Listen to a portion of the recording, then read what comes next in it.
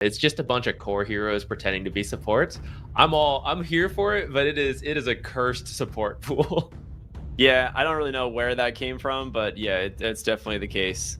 I am excited for this series though, because of course we get MOUZ, which they are just super dominant team. They've done really well in all of the series previously, so excited to see how they do in this one. So we got Oldnit, Supreme Force, Narman, and Bangan. They've kept the roster strong through it all, which is great. Yeah, I can't wait to see how they're doing. Yeah, I know this team wants to continue finding success, but I love when a roster stays together. Sometimes you do have to change a player here and there, but honestly, Dota's just really hard nowadays to compete at the top level. I really do think it's good when teams, or at least players, try to stick together for a while, because nowadays the skill level is so close that sometimes just these like fractions of seconds can decide how lanes and fights will go. And the more you play with each other, the more you understand, like, oh, he's going to do this and then I'm going to do that. Like, this is how we get that like perfect combo together. And so I really love when teams stick together and grind it out.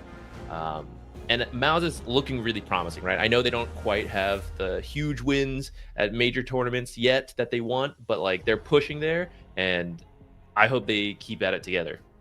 Yeah, I agree. And their opponents, I mean, this is a kind of a really strong stack that I think a lot of people were kind of surprised by. They've been under previous names, but a lot of them together. So Smiling Knight, Zibe, Eki, and Seneko. Now, I'm going to have to look up again how to pronounce this guy's name, their mid laner, because for the longest time we were calling him Pro.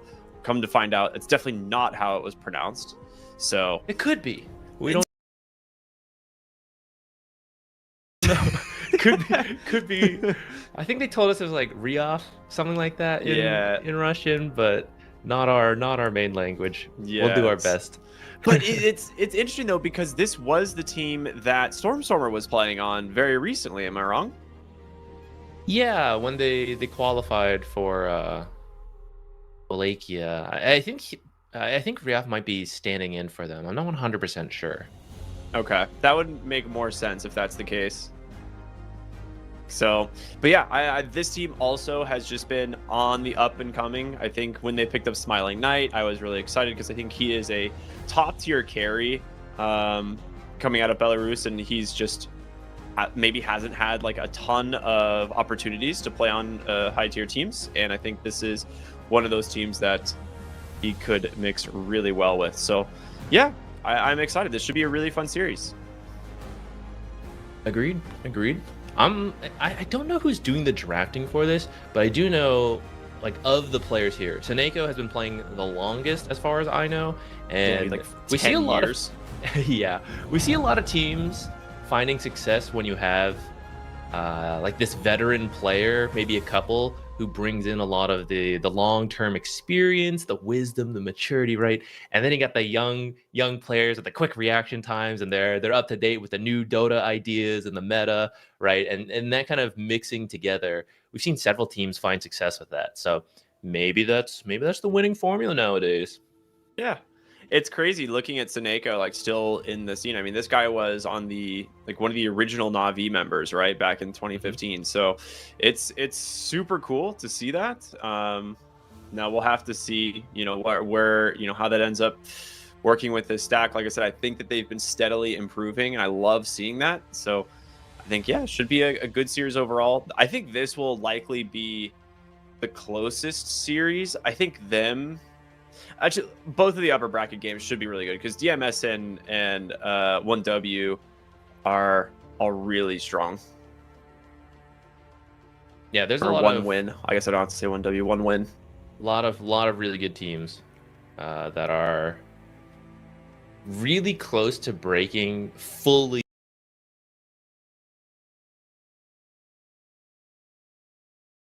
into tier 1 level. Like, they've shown they can take games, sometimes series off of it, but it's the consistency of doing that all the time that like really makes you a tier 1 team. And we have a bunch of teams here that are pushing that limit. I 100% agree, and I will say the bans so far Looking pretty straightforward. The odd one is the Primal Beast, though. So that's going to leave so a couple potential heroes. Shadow Demon being the first one. So rather than ban the Omni Knight, you just pick the Shadow Demon and give yourself something to get rid of those Omni Knights, ultimate and some of the healing, or some of like the safety that comes with it. So I like this. Good opener. Yeah, Tinker's actually also in the pool still, and I think... Whoa, you're right. Yeah, I think Shadow Demon is a really good response to that, though, because you can remove the defense matrix with your ultimate Centaur War Runner. Very stable offlaner. Little surprised to see it picked first when there's a lot of flex picks like in the meta right now. You can kind of hide where heroes are going. And especially versus Shadow Demon, where you have Stampede, which is good to get people out. But also, he has Banish, so as soon as you try to Stampede, if he can Banish you, you don't go anywhere. So interesting dynamic there, but maybe also a steal pick because Centaur does combo really well with Shadow Demon, so you're grabbing it so they can't. That's what I'm wondering. Yeah, it's one of those things where it could just be the deny pick.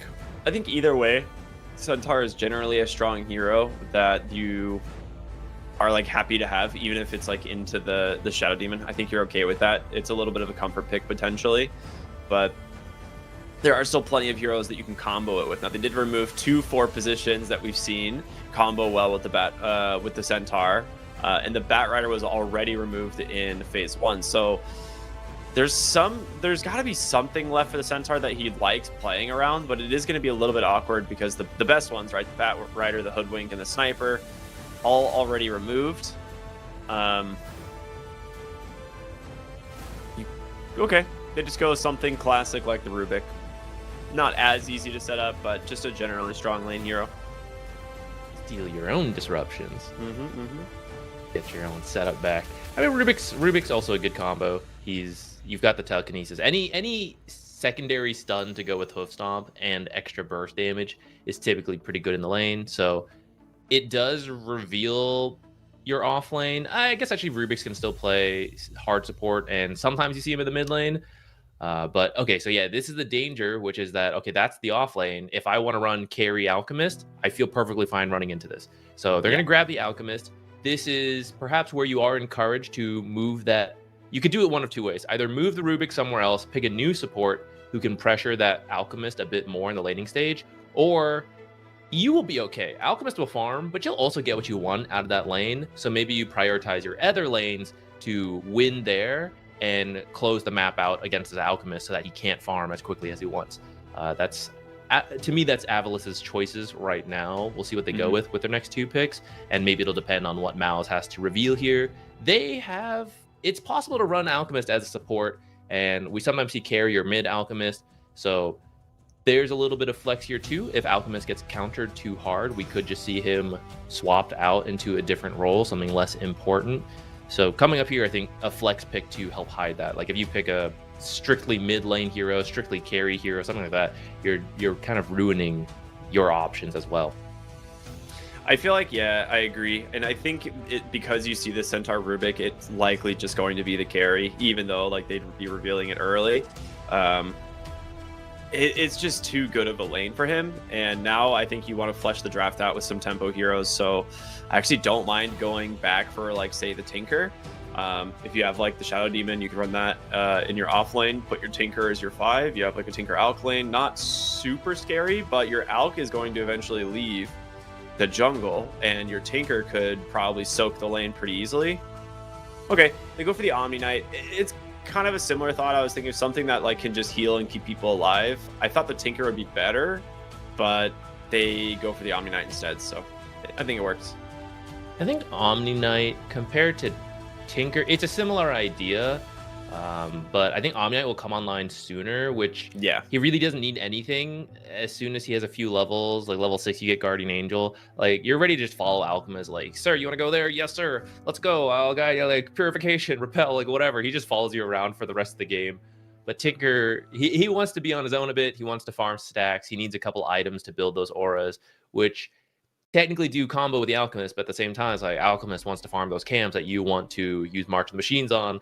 So you kind of bash heads a little bit. I think Omni will be less greedy because of that, and should work out well, especially with the Shadow Demon already banned out. I'm trying to think, how do you deal with this? Because clearly these supports are leaning into really make this Alchemist strong. What do you pick to ruin that? Okay, and here's a cool idea. So we get Silencer and Bristleback. Now, Silencer's not a hero we see a lot, but the global is a really cool idea here, especially with the facet reverberating silence. You can silence up these supports as they want to come in and save, and it's going to take a long time for either of them to pick up a Dispel. But Shadow Demon's going to get his shard, and that you can just throw that on people and keep them protected as you know a team fight is about to start. So that is... I'm pretty surprised by this. To me, this is going to be very hit or miss, this Silencer pick. Yeah, I feel like that's kind of what always ends up happening with this hero, right? Like, it either feasts and you have like 20 stolen ints by 10 minutes and you're just running around, you know, raking in the damage, or you're a global bot in late game, you're holding buyback money because you probably get one-shotted and you're like, well, I guess I buy back global now, you know? It feels bad to play Silencer in the wrong games, but we'll see whether or not this one works. I think Timbersaw is a genius response here because he's not threatened by either of these supports. He's not really threatened by Bristleback or Centaur either, and it's likely to be a carry Bristleback, right? That's the counter that they have come up with for this Alchemist to match the tempo. So I think MOUZ anticipated something like this, and now they have themselves a really solid matchup. Rubik does have a lot of good steals. You can do something similar. You steal the Disruption, you steal the Omni-Knight spells, and you play around your Bristleback.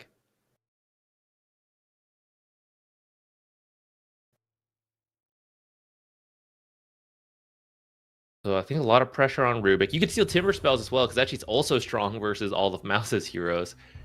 So we might see a lot of work done by the Rubik, and Silencer is actually also quite annoying for Timber, who wants to spam out spells in a fight.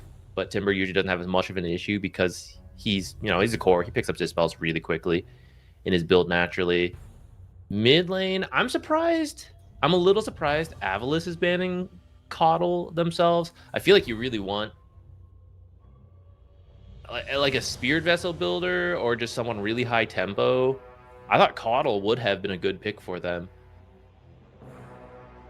That's I guess true, it could have been actually. good for MOUZ too. Yeah, it's not bad for MOUZ because it again is just a really fast hero, and you suddenly show up with a Spirit Vessel right at like 9 to 11 minutes. Puck also works though. This is very good at finding the supports. Obviously, you have to be a little bit careful of the global silence, but this is a hero that just builds Yules, if I'm not mistaken, in this matchup. There's a lot of pressure on the Silencer to get the global off at the exact right time. Yeah, and you have to really make use of these early globals as well before all these dispels come out. TA's cool. It's a hard counter to Puck, and we've seen Pro play quite a lot of TA. She was a little better in the past, but it's a hero that he's very comfortable with. I think the idea is to shut down that mid lane, and TA is a hero who could invade the Alchemist pretty early to slow him down. It's a very physical damage lineup now you have, though. That's what I was going to say. I think your entire draft of physical damage here, which, if I'm Alchemist, this could very well just be like the Shiva's AC game that we've seen certain Alchemists do in these types of lineups, right? Like, you are a little bit worried about TA and Bristleback, and you're like, well, what if I was to just build like 50 armor worth of items and have 150 passive regen, right? Like, he's still going to do damage. He'll still participate in the fights. Omni-Knight's going to help with a little bit of the spell damage, but I think if you're the Alch, you're itemizing specifically to deal with physical, right? I think you can get at least a little bit, but I think you can also get away without building as much armor maybe with that build you were talking about because of the Omni-Knight, who can help protect you from right-click damage. And they don't quite have a hero, like maybe you have Centaur Blink Stomp. Besides that, how do you get to the Omni-Knight to actually kill him before he gets all his saves off? I think I think Omni Knight could have a lot of impact here because Guardian Angel doesn't just protect you from right clicks.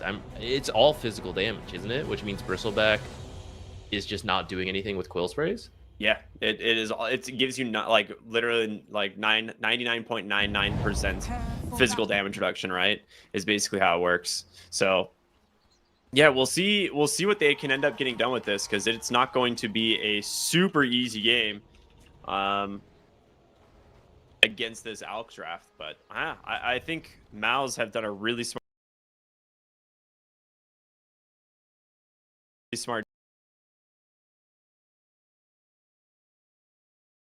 She can start invading the jungle. I can see that messing up MOUZ's plans because if Alk is not having a good game, that's a lot of your damage. That's a lot of the game plan is buffing up this Alk. Who do you buff up if he's just dirt poor? That's a really good point, actually. Well, I guess we'll see what ends up happening if he gets shut down or not.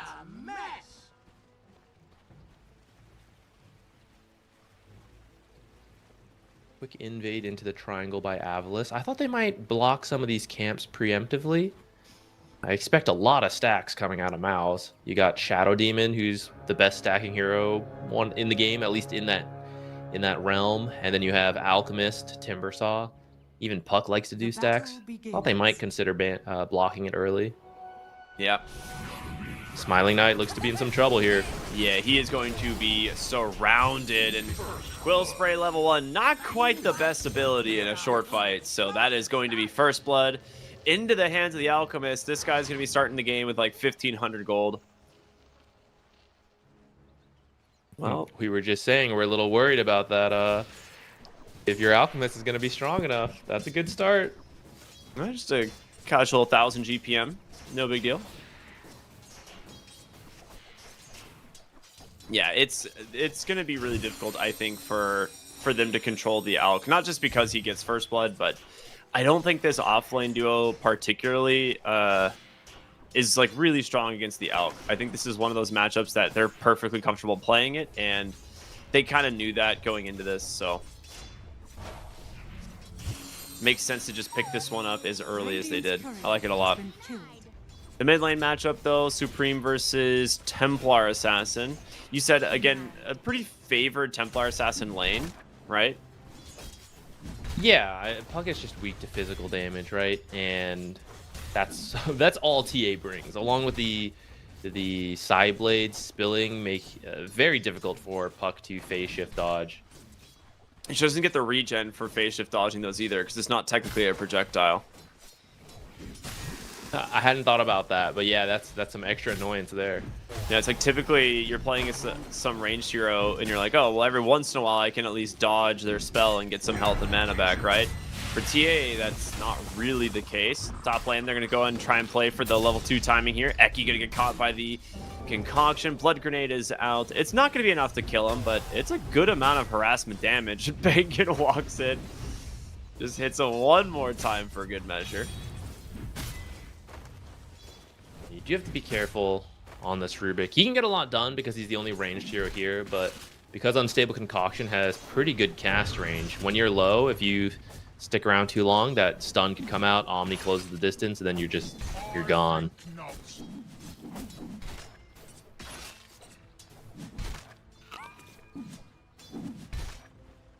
Bristleback having a pretty good time down here versus this Timbersaw. I think nowadays the early lane for Timber is a little weaker than it used to be, but he of course picks back up to where he is typically known to be this lane dominator. But these first few levels against a Bristleback who can do a lot of damage without having to get too close to the Whirling Death, we see that coming into action here. He's actually picked up quite a lot of CS over the Timber.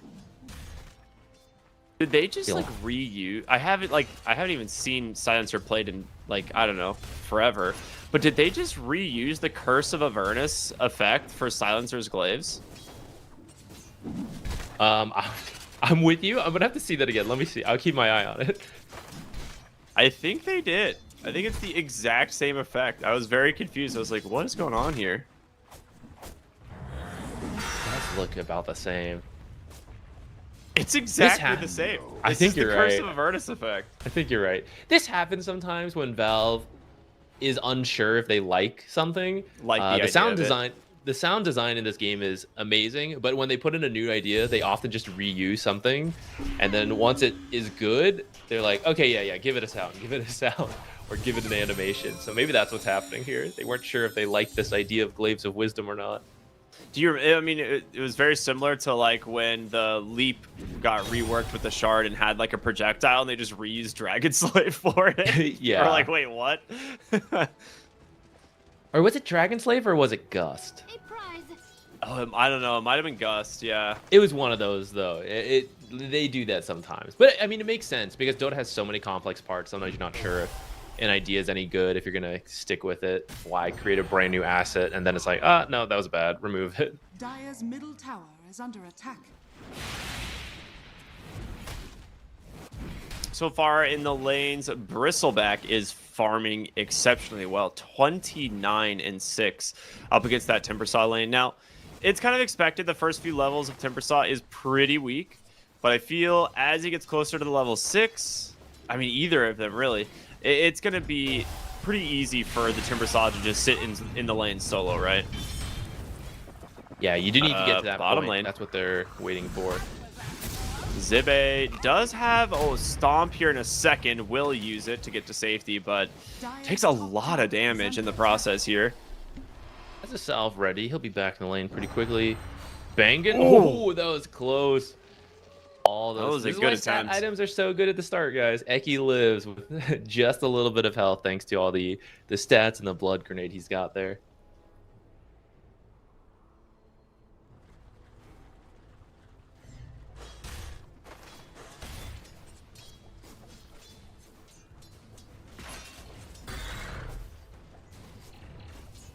Bristle's doing better than I thought. But Timber's getting there. Level 4. This lane is one that sort of just ends once he hits level 6. Really can't stay, and actually maybe it's ending a little sooner. Seneko gonna be in some trouble. I was just about to ask which facet he went, but I saw the Shredder come through, and yeah, that Silencer cannot chase him at all. Even Smiling Knight, pretty much unable to. Splinter's good for early pressure, which is perhaps what he needs here. You are trying to get your Alchemist. Essentially, the Alchemist needs to be above the Bristleback. I guess that sounds obvious, but because your focus is making sure the Bristleback doesn't have a good start, you take the facet that's better in the early game. Yeah. Although Chakram's really good this game too, so I wouldn't have minded him just going for that. But either way, he does pick up a kill with that Splinter Slow and that Silencer, right? So, yeah. Handing off. I think it's good. It also kind of, like, Bristleback is a hero that, like... Ooh, Ace Rune in the mid line, yeah, maybe. They're trying to run down Supreme. Either way, what I was saying was... Ooh. Okay, yeah, looks like they get Supreme. All right, sorry to cut you off. Go ahead. What were you saying? No, I don't even remember. It's fine. Dire are scanning. All right. TA doing exactly what we were saying she needs to, though, right? Shut down that puck. We see on the net worth already 1,000 gold up. Just got a kill. And that mid tower. The sooner she can take that mid tower, the better, because that is restricting the map. Oh, that is a dead Bristleback. Disseminate with, you know, level 3 Timber Chain and Whirling Death is a lot. I do remember what I was going to say now. Bristleback is a hero that needs to, like, chase people down, right? Timber Chain at low level, it doesn't have the most range, but the splinters go in all directions, so you can't actually, like, chase behind the Timbersaw even.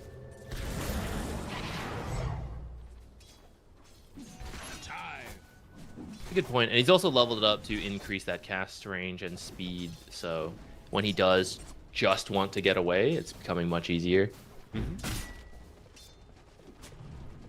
That was maybe a bit too aggressive from the Bristleback. I think he maybe wants to steal Wisdom Rune and steal Ancients, but even with that death, still doing all right. But that Alchemist is, like we said, he's also been farming quite well in this lane. They can't quite pressure him out.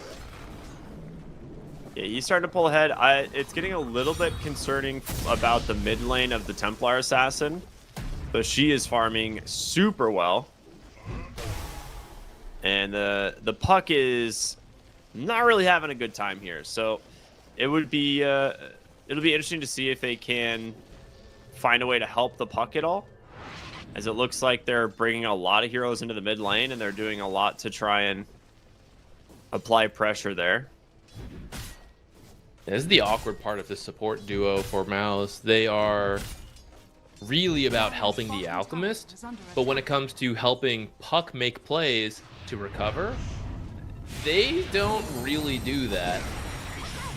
They might be able to save Puck here, though. He does get out. I mean, Bangan does not have any points in the repel, right?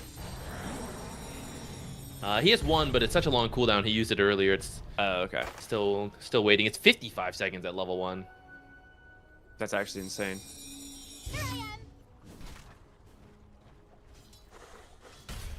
Yeah, it's a spell. Since they gave it so many buffs and it has the magic resistance now, they increased the cooldown again. This ability is one of the most changed in Dota. It's constantly going all over the place. But we see in that fight, right, they can save the puck because they're save heroes. But when it comes to getting kills with the puck, like that's what actually gets Puck gold and back into the game. Like that's where they're going to struggle.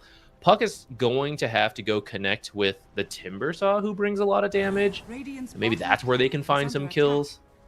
It's currently just maintaining these lanes. This TH is just going to get further and further ahead. Radiant's bottom tower is under attack. Yeah, they're actually going to need this Alchemist to step up fairly soon here. Like, he's going to be the one who has to start bottom lane. Smiling Knight thought he could TP out, but Force just kills him instead. And despite everything I said, they did find a kill on Silencer with just Puck and Shadow Demon. Because Shadow Demon actually is a little stronger than he used to be with his innate ability and Promulgate. It's pretty strong. I still think there's better supports, like, say, a Skywrath. That would combo really well, a Snapfire. In terms of save heroes, Shadow Demon's at least maybe a little more aggressive than the usuals. But I do still think joining this Timbersaw, who is clearly now he's back in it, right? We were saying Bristleback was giving him a hard time to start. He's now level 8 on the Timbersaw. This laning stage is really not going to go well for Bristle. You see him trying. He's trying to jungle, trying to push out the lane for his team, but I don't know if he really can. They are going to gank him. See if they can get this Timber. Not an easy kill. Well, okay. It looks like they do get him. Meant a lot for it. The Stampede and teleports, but I do think it's a pretty worthwhile kill.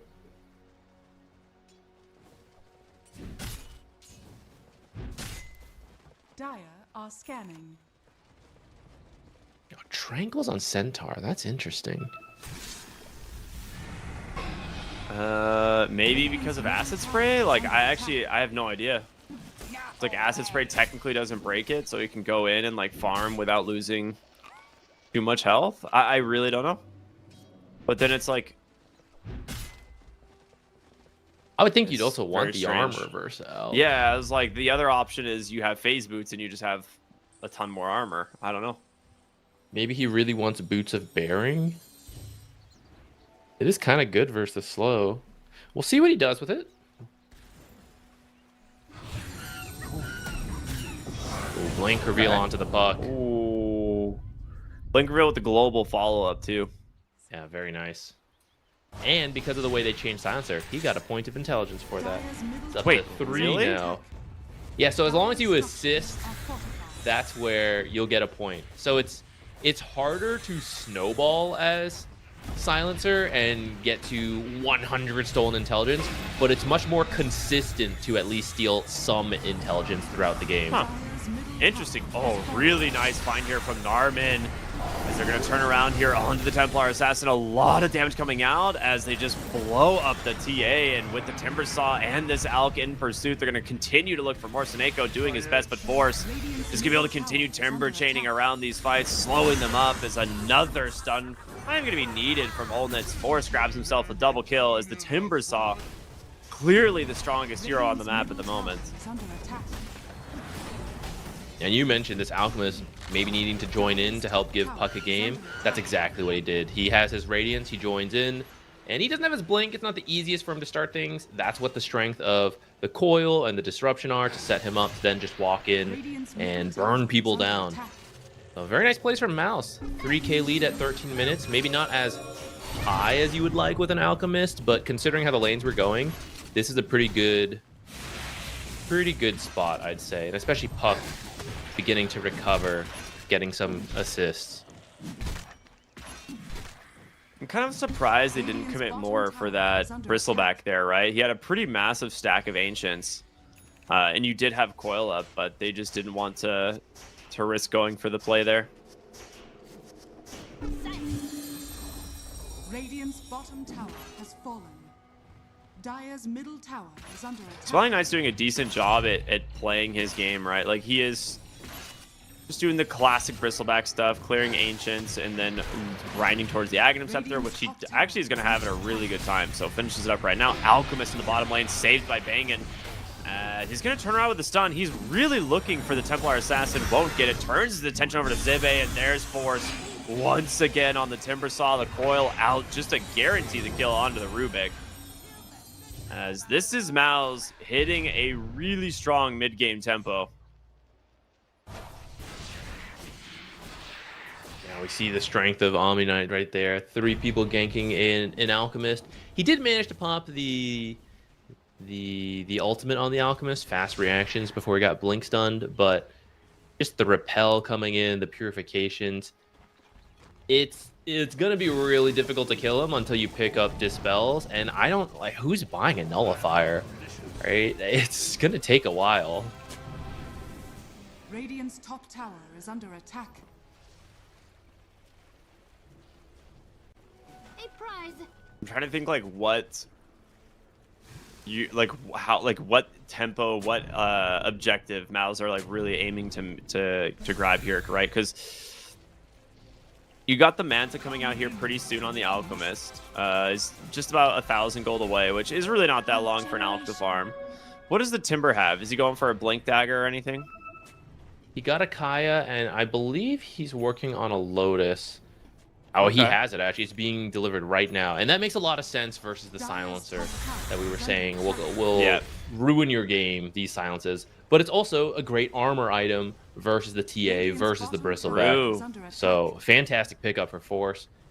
I wouldn't be surprised to see him go for the Greaves. Let me check the supports if any of them are doing it. Because now you'll have 2 Dispels. Okay, never mind. Shadow Demon wants his own Dispel so that he can maybe try to remove Silencer stuff. There is the reverberating silence in the game, but it is still going to shorten the total amount of silence. You remove the first silence, you deal with the shorter second silence. Top lane, Narman's going to get found, but get a little bit of a disruption there to buy him some time. It's a 1-for-1 trade across the map as they look for this top tier 1 tower. Good find from Zibe there. Smiling Knight has his Aghanims. He's pretty strong right now, as long as Omni Knight doesn't get the perfect Guardian Angel off. So you do have to respect this Bristle. Unless you have Timber there, then it becomes a little easier. You're going to go for a very fast Roche off of that tower. 2 great Roching heroes here. And it doesn't look like MOUZ will make it in time. They're on their way. They might be able to get a fight as they leave. Well, actually, it's taking a little bit longer than I thought.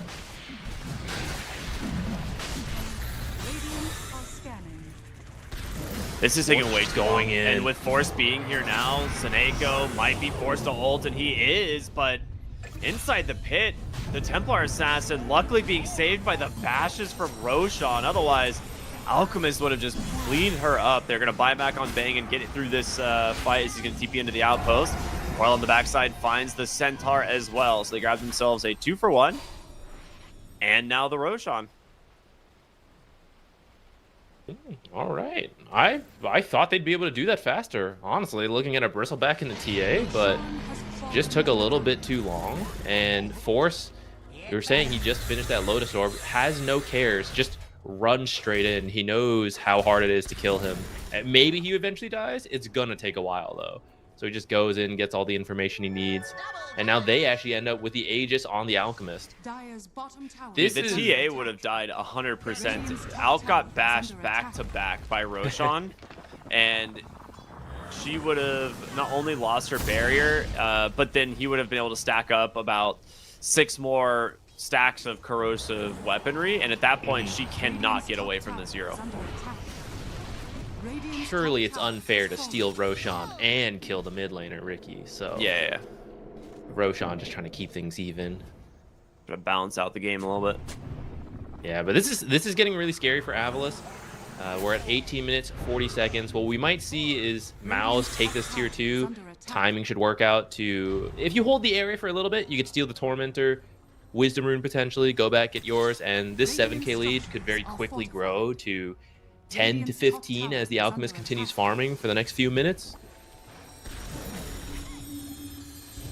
Actually, like, slightly ahead of schedule on wanting to pressure the tier 2 because they need... They want, like you said, want to play for around that Wisdom Rune pop-up and the Tormentor pop-up, but...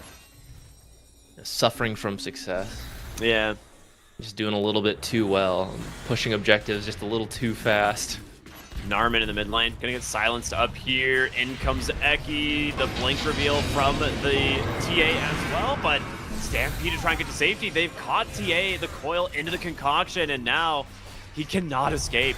That's a very solid trade. You are perfectly happy with that one. Timber Chain from Rubik is such a long cast range, so they use that to get to the what was it, Shadow Demon they were going for? He got like silenced by TA Trap into the Timber Chain telekinesis back. Yeah, but then because she has to blink forward for that, she has no way out after that. All right, that restored the timing. Now they're good. They're gonna dive this Timber. They actually saw the Bristleback TP in for this. He pops the Bloodstone. He's gonna heal a lot through this force, able to pop the Lotus and disengage. So he's gonna be okay, but that's global silence. I mean, that's a big cooldown. And you don't manage to finish off the Timber Saw. It will protect their Tormentor though, and they go straight forward to make sure it can't get stolen. They get it for Eki. It's a pretty solid shard on the Rubik. So an important play, even if they don't actually get a kill out of it.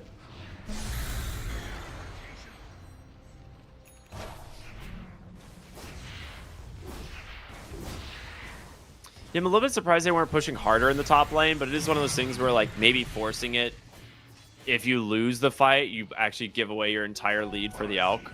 Radiant's bottom tower is under Maybe. attack. Yeah, I thought they would as well, especially because both support shards are really good. So you can take both Tormentors. You have a very high chance of getting 2 support shards, or at least 1, and then the other one can buy. You're like, sorry, buddy, unlucky, unlucky. And your core hero is like, haha, free shard. Oh, Force, Lotus, but he's getting baited by the entire team. In comes the Shadow Demon. Disruption and the Demonic Purge on Smiling Knight, who's doing his best to heal through this with the Bloodstone, but it's just not enough. The Repel comes out from Bangin. That's going to keep Force alive. And lucky for him, the Aghanim Scepter delivered at the tail end of that as well. So now, not only does this Timbersaw have the Omni behind him, but he now has the active of the reactive armor.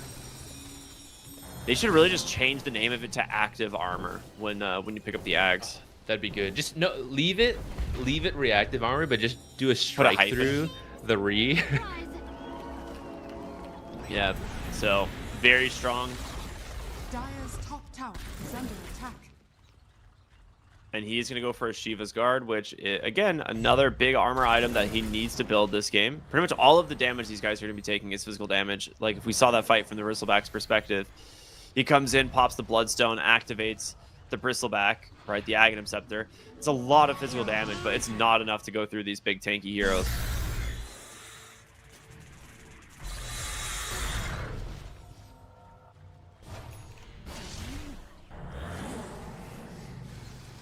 Aegis about to expire. They got a lot done with that. And I don't even know if they would have made an Aegis play themselves. Right? This is not the greatest team for taking Aegis, but they can fight it.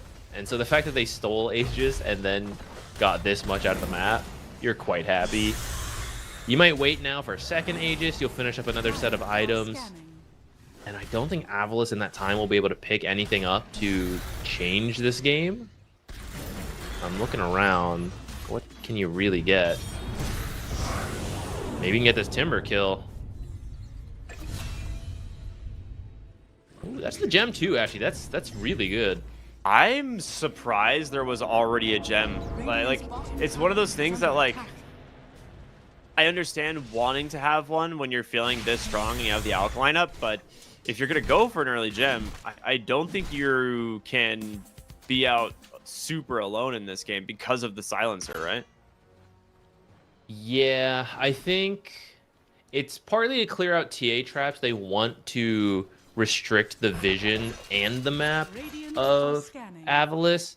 And they were sort of playing together. Omni was there, but maybe just not appreciating the silence and the fact that Omni does not have a dispel. So he's just sitting in the back, like waiting to try to save Timber. But they have enough damage that in those about 5 seconds of silence, Timber gets killed before he can help at all. Yeah. I don't know what can Omni get? Maybe a Yule's? Yeah, he's got a Yule's queued up. Yeah. You need to remove the silence from yourself as well. And the Shadow Demon got the Greaves. This is really your only option left.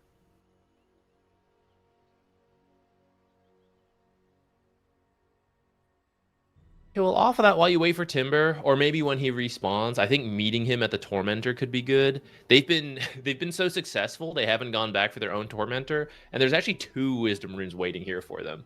So you really should head over to that part of their map for just a moment. It won't take too long, and whoever gets the shard, it'll be really good. Either the essentially double purification, but the second one's 75% effectiveness. Still a fantastic heal in this game. And there's a good chunk of melee heroes on the enemy team, so it should be pretty easy to get multiple hits of that purification off on the enemy. Or the demonic cleanse, also fantastic this game.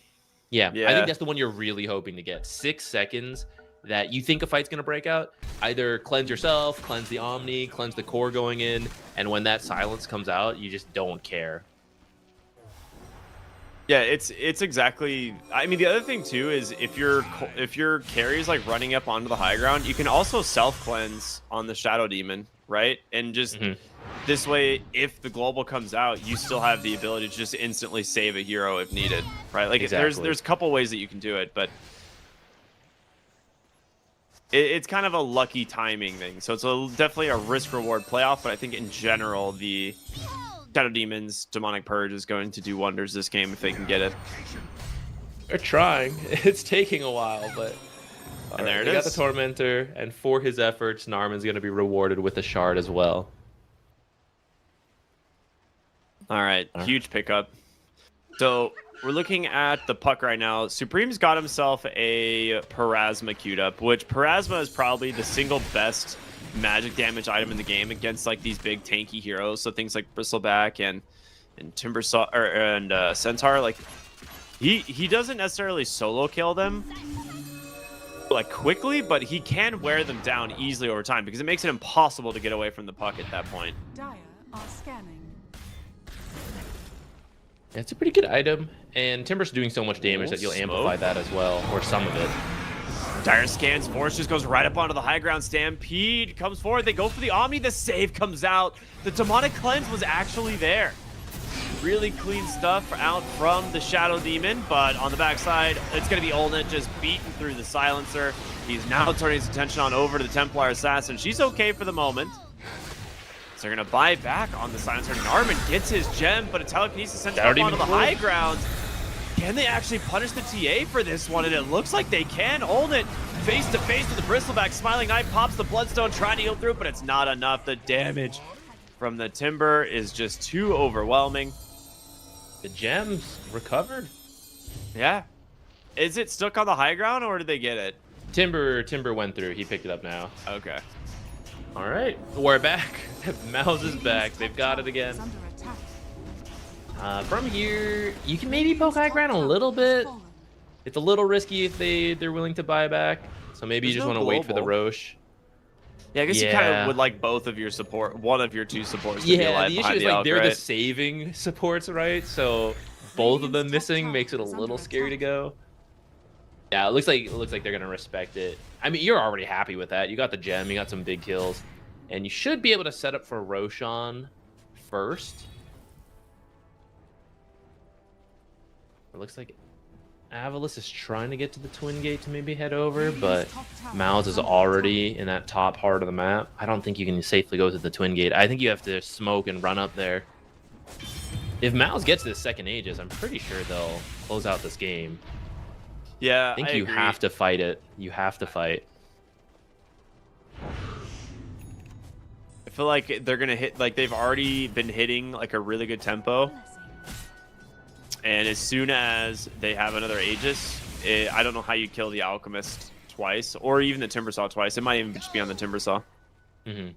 That's true. You could just drop it on him, push him, like throw him in the back line of the enemy, and just cause chaos while the Alch takes the buildings. Yeah. TA actually forgot about this. TA's innate will let her know when that timer is, so maybe they know they don't need to go quite yet, though they should see. God, They've got that's right. 20 seconds. Maybe trying to steal this Wisdom Rune tower. Maybe they'll TP over and go, or maybe they just not gonna do it. They're just gonna wait high ground. It doesn't seem like they're moving at all, so perhaps it is just the high ground play for them. Yeah, so it seems like rather than contest, they're just trying to get efficiency on the map, so they're farming pretty much everywhere that they can. And they will see the Roshan spawn now, so they should get started on this in a moment. Olnet just finishing up some camps here in the jungle. Horse walking through to secure them for his Alchemist. BKB down on the Roche, Bristleback. but Puck and Shadow Demon are not the Roshing heroes. He's building up All the right. stacks, dude. He's building here up the now. stacks.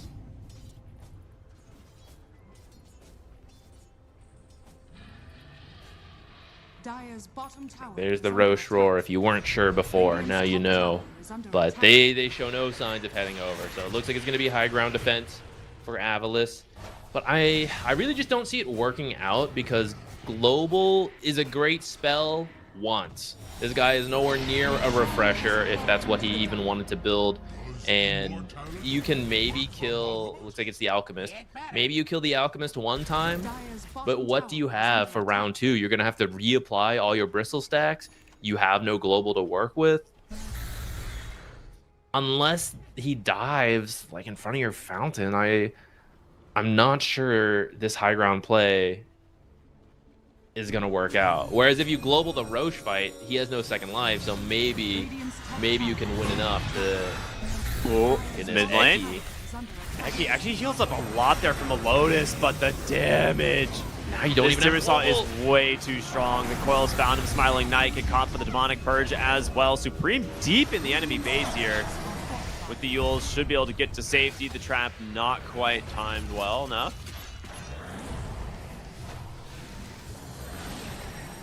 A minute without Global.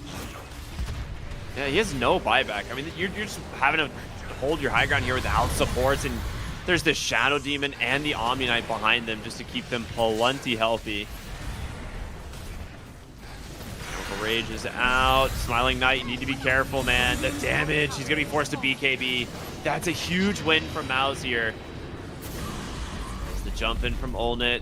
Concoction connects to the tail end of the BKB. Will get him back to the fountain. Zibe forced out as well. Still has the Stampede to work with, but again, they're just trying to make space here while they finish up the racks, and it looks like they will get it. Timbersaw able to back away as well here. Oh, nice stun, but hold up, you're not healing off those creeps. Oh no! Smiling Knight went in thinking he was gonna like full heal with the Bristleback, but the creeps are under the banner. They took 0 damage. With that, that's one racks down. That's your supports being killed in front of their fountain again. Okay, you will have Global. I don't know if it's gonna make a difference, but they've been holding on to it this whole time. I mean, I don't know who you anything. can try and get. You gotta get these heroes low and then maybe pop the Global, but how do you target the Alchemist? He's got himself an Aegis for another 3 minutes. You have the Aghanim Scepter active on Force. Like, neither of these guys are susceptible, and now they've actually found a Bristleback. Stunned up once again. There's your Global Silence, but it's just to try and save Smiling Knight, and it's not gonna be enough. The They're banner's so still dang up and strong. almost too. jump in concoction onto 2. As Radiant's everyone on middle MOUZ still plenty healthy as they're going to turn their attention back towards this mid lane of Rax. You still have 2 minutes of Aegis time. Radiant's middle barracks are under attack. Radiant structures are fortified. You know, Narman keeps using Disseminate on his Alchemist and Timbersaw as well. So not only are these tanky heroes, trying to jump smoke the back wraparound. line. Okay, Great disruption save. Yeah, it's a nice attempt, but the damage on the backside from the Timber is just too much. Supreme sets up a great 3-hero silence. Zibe chase down. They're going to be able to grab the TA, and now Smiling Knight all alone on the front line, forced to BKB, looks for Bangin, but a Eul's just to dodge the Aghanim Scepter there, and the GG is out. This is just a really slick performance from MOUZ in Game 1. Dire victory. Very nicely done. I think Avulus had some stuff going for them to start. I think losing that Roche, that first Roche, really hurt them. I think that really snowballed the game out of their control. Again, because global is a one-time thing. You need to win the fight in the global. Yep. And when you have to do it twice because they have a second life, there's no second global. And so all these saves are coming out at that point. That was the whole idea of the silencer, and it just got thrown to the side once MOUZ managed to steal that Roche, which I really thought they could do. But yeah, I guess Roche has been buffed over time, so it just took a bit longer, even for these classic Roshing heroes like Bristleback and TA. I mean, this was just like the best Timbersaw pick you could have asked for, right? You see Bristleback Really good. Centaur, like they're trying to deal with the tempo of the Alchemist, and then you just get Timbersaw, who is going to match the same tempo that a Bristleback and Centaur would, but he is an absolute devastating counter to both of these heroes. And the first few waves, like Knight, like up until like levels 4 and 5, he was farming really well. He was top in the CS, but then Timbersaw gets his 3rd point in Timber Chain. You have super low cooldown on the ability with great range, decent damage. He has the Shredder to create the splinters in the lane as well. And then as soon as level 6 comes out, there's nothing you can do. The lane is over. Yeah, I see the idea behind the silencer, but we also see why people don't really take the silencer, because as soon as you aren't winning, you're just so sad. Like, as soon as they pick up a couple dispels and they can deal with your ultimate, it's just not enough. And I think Reverberating Silence is a really cool facet to try to address that, but I still think he needs a couple buffs somewhere, either that facet or his laning stage or something, because this hero is so hit or miss, and we saw it working for the first few minutes and the sudden drop off. As soon as they have their first dispels, as soon as they have the Aegis, you're like, what's this hero? He doesn't do anything. Now, they still respect it. They still try to kill him off, and they punish it in that time. And when global comes out, you know, they have to be a little bit careful. But it just doesn't feel nearly as impactful as some of the other supports, like the Shadow Demon, for example, right? So many great disruption saves. The ultimate, every time Bristle wants to run in, do stuff, is like, how about no? You know, oh, you want to silence my guy? How about no, right? He's getting kills in the lane because of his innate and the stacking and promulgate. Like, there's so much consistent impact, whether you're ahead or behind. And that's sort of just what people are doing right now. A lot of this, like flex picking, strong lanes, group up fighting, and you cover yourself ahead or behind, like you have plays. Silencer's just not there. And I think when everyone's building, like, this is the other issue. It's an aura meta. Tons of people are building Greaves anyways. They don't even care. It's not like, oh, I gotta build Greaves. Like, oh yeah, I build Greaves and I counter Silencer. Sick, right? It's such a natural counter to him, even though he likes team fights in the same sense. Like, he likes those fights to happen because that's when global's the best. But you want a team fighting meta when it's not an aura meta, which is very strange. That doesn't usually happen. But that's kind of Silencer's preferred state, and that's not the state of the game right now. Yeah, I think there's going to be some quick changes, or some big changes to this hero just in general. Like, Silencer has kind of fallen off the face of the earth. Like, to be honest, like, I can't remember the last time I've seen a Silencer pick that was I was like, wow, that was a really good Silencer pick. You know, it's you pick it into a game, you're like, this has to be the Silencer game. Like, what other Silencer game is it, right? And then it doesn't do anything. Like, people pick Enigma and Silencer is like not even banned, right? And people are like, yeah, whatever. You know, it's like, if what's he gonna do? Cancel my black hole? Like, would be a shame if I just never used it. You know, Mhm. it's like, what does this hero do nowadays? So it feels a little bit rough. As someone who likes Silencer, just conceptually, it's kind of a feels bad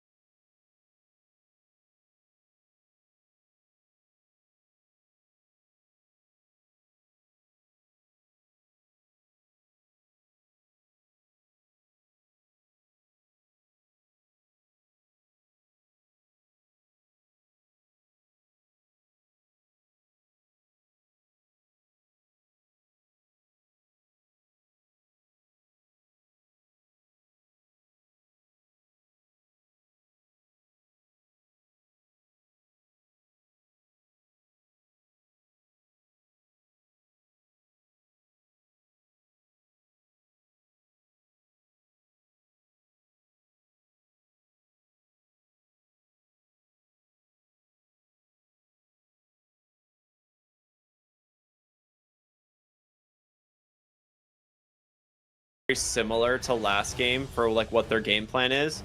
Now, I don't think they're going to go for a Timber Saw here because you see Bat Rider and August Siren. That's not a great 2 heroes for you to play into, but we could see something similar from the off lane. Or a Gyrocopter, which totally makes sense to me. So now I'm very confused. Got some flex here. The state of Dota 2024 is that this could be, all 4 of these heroes could be your carry. Yeah, really. That's like unironically true, right? But I don't know. In the lane, like, okay, so you know Centaur is the offlaner. Flat Cannon should be fine there. If you want to just generally harass, yes, some gets retaliated back to you, but you will farm. I still think you could put the Alchemist there, but Alch Abaddon doesn't sound that strong, but I guess you just get by and farm. And that could be enough. But that means this is maybe position 4 Gyro, which I don't know if you're picking this late when you don't know the carry. I feel like they're grabbing it because they're thinking if this does end up being Naga carry, you'll have Flat Cannon.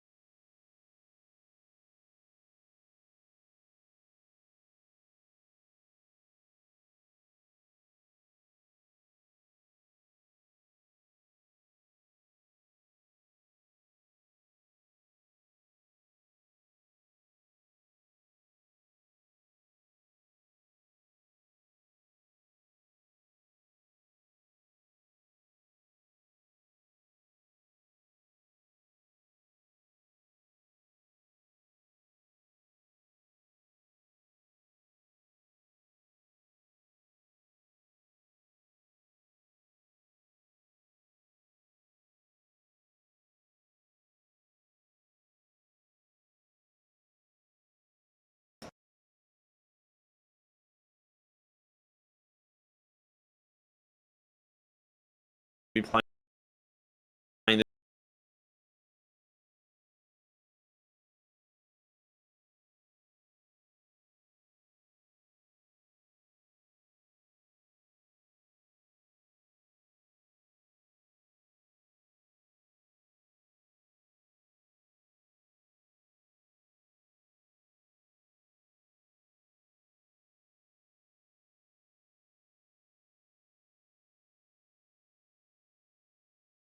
To contest that Centaur.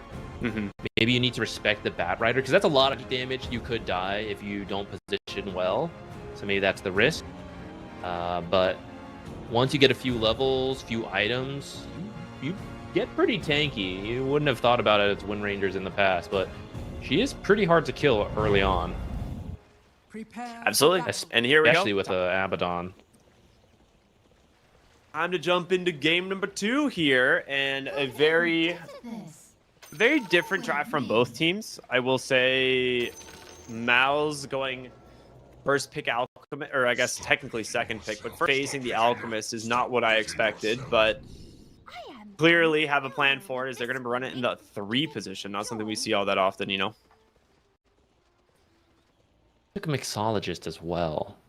Yeah, I saw that, and I mean, I guess as the off lane, maybe it makes sense because you're not going for like as like farm designated items, right? Like you're not trying to hit like an early radiance timing. Like maybe he does like the blink build or something, or maybe he does just go radiance. We'll see.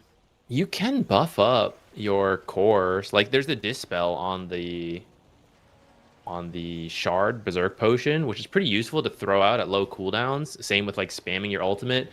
This alchemist, maybe we see him build more auras rather than greedy carry alch type builds, and you just buff this Dragonite and Wind Ranger. That's essentially the style they played last game. All right, big fight breaking out here at the Rune. Seneko taking a lot of damage. I mean, the Flat Cannon did a lot of work here just from Narman, but Force, the turnaround, and the first blood goes to Smiling Knight. Oh boy, if your Wind Ranger was even remotely close, the power shot would have netted them some serious kills, but for now, they will just find themselves a trade. Supreme, the one getting the kill, which is quite nice, but very good fight already from the side of Avulus. Yeah, Seneko will need to be a little careful. Did take a lot of damage in that. Like you said, power shot wasn't there to finish the kills, but it does mean you go to lane without a lot of health, and sometimes that can be quite impactful as well, because you just can't do anything you'd like. Looks like Force is going to go creep drag, and here's where Seneko might push even harder. I say that, he's actually going anyway. He does not care. Narman's got to go over to help, I think. That was a ton of damage. And Monica support is strong.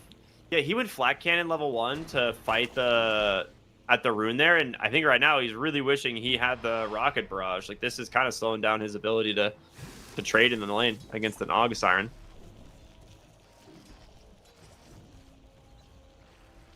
But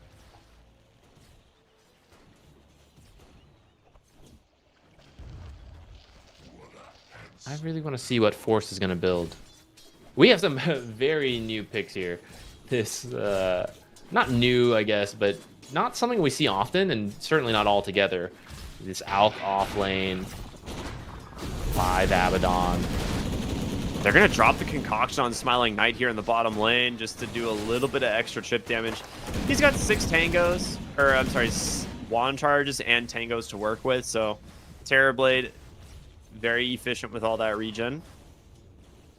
This is a nice thing about Terrorblade versus Alchemist.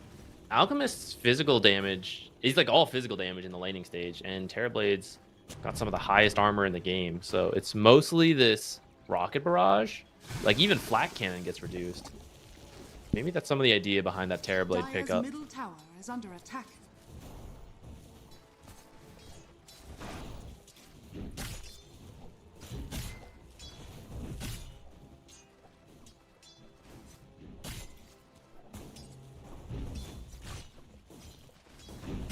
Pretty even top lane so far.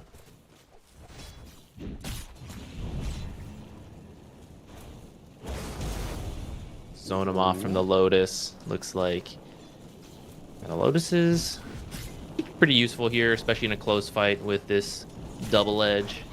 And Batrider loves to dive people, so grabbing the Lotus, fantastic burst heal for those types of dives.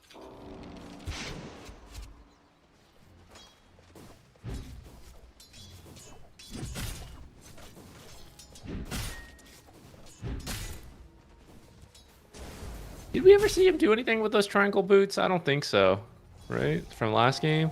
Oh, that's a really good point. I don't think so. Yeah. He just bought them. See if he does something similar this game. I think FaZe is pretty good versus these heroes. Dire's structures are falling. Oh, they're gonna fort the bottom wave. Really nice. They're gonna run him down here. Nice stick pump, and Soneko connects on the Deluge, and now Smiling Knight catches a stun. Gonna continue to try and chase here. Rocket Barrage is absolutely necessary to try and find these kills. A Refraction is out. They hit him with multiple, and the Flak as well. That's just such a good dive. All set up off the fortification.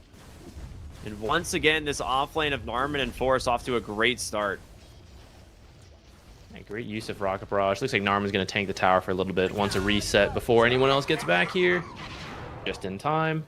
And Force is going to go ahead and creep drag. So even if he's left alone, he should be all right here. Gets reeled in for a little bit. But yeah, he should be okay.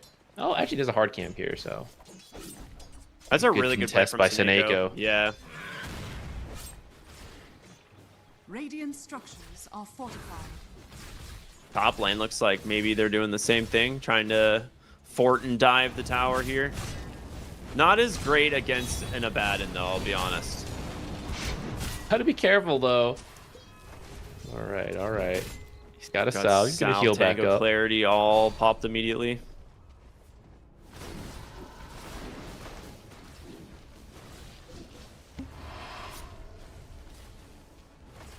Bottom lane, Swing Smiling himself. Knight already took a big chunk of damage again. Now that you have these points in Rocket Barrage, it helps a lot. This is an immense amount of magic damage, which maybe you need to get a point in Mirror Image on Naga. We see people are still exploring the build on Naga. It's a relatively new support. See some players like to get an early point in Mirror Image to fight, then grab in Deluge. Some people like Ensnare and Deluge. But I actually do think the Mirror Image to eat the Rocket Barrage, split that damage up, would have been really good. Are scanning. Hopefully gets it maybe level 4.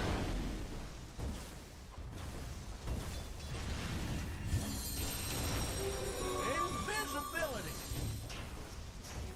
Loaded to the gills.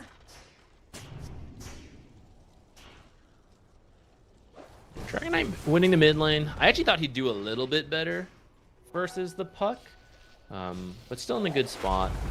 Let's see how quickly he can take maybe the mid tower, bottom lane. Yeah, Invis Rune here for Narman, but they've actually brought extra heroes, and as a result, they get the kill. He was trying to go for the deny maybe, but didn't quite time up correctly, so kill goes to Smiling Knight. This is where reeling is so useful. I mean, any forced movement, but you think you're at the edge of your own tower, you think you're safe, you get ensnared and then pulled in for 3 seconds. Oops, not so safe. Mm-hmm. Nice rotation from Eki too, though. You don't want this Alchemist to be having a good time as the off lane.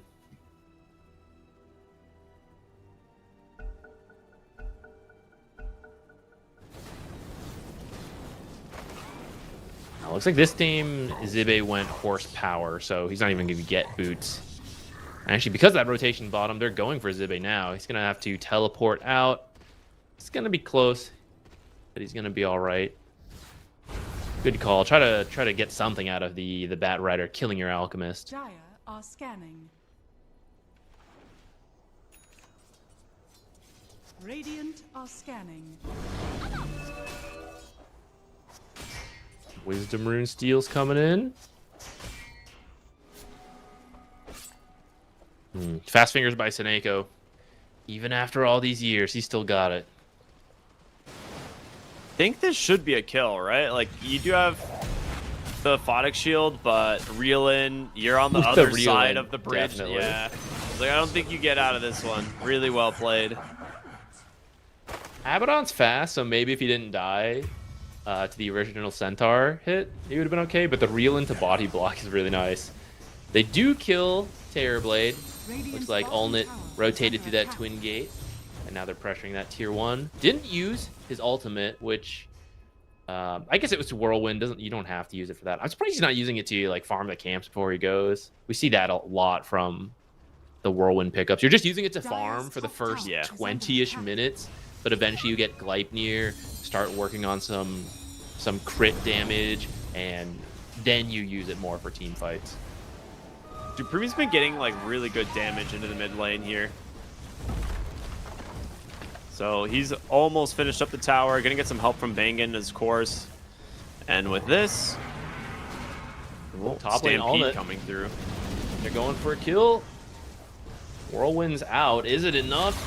It's hurting himself a little bit more than maybe it's hurting Zive.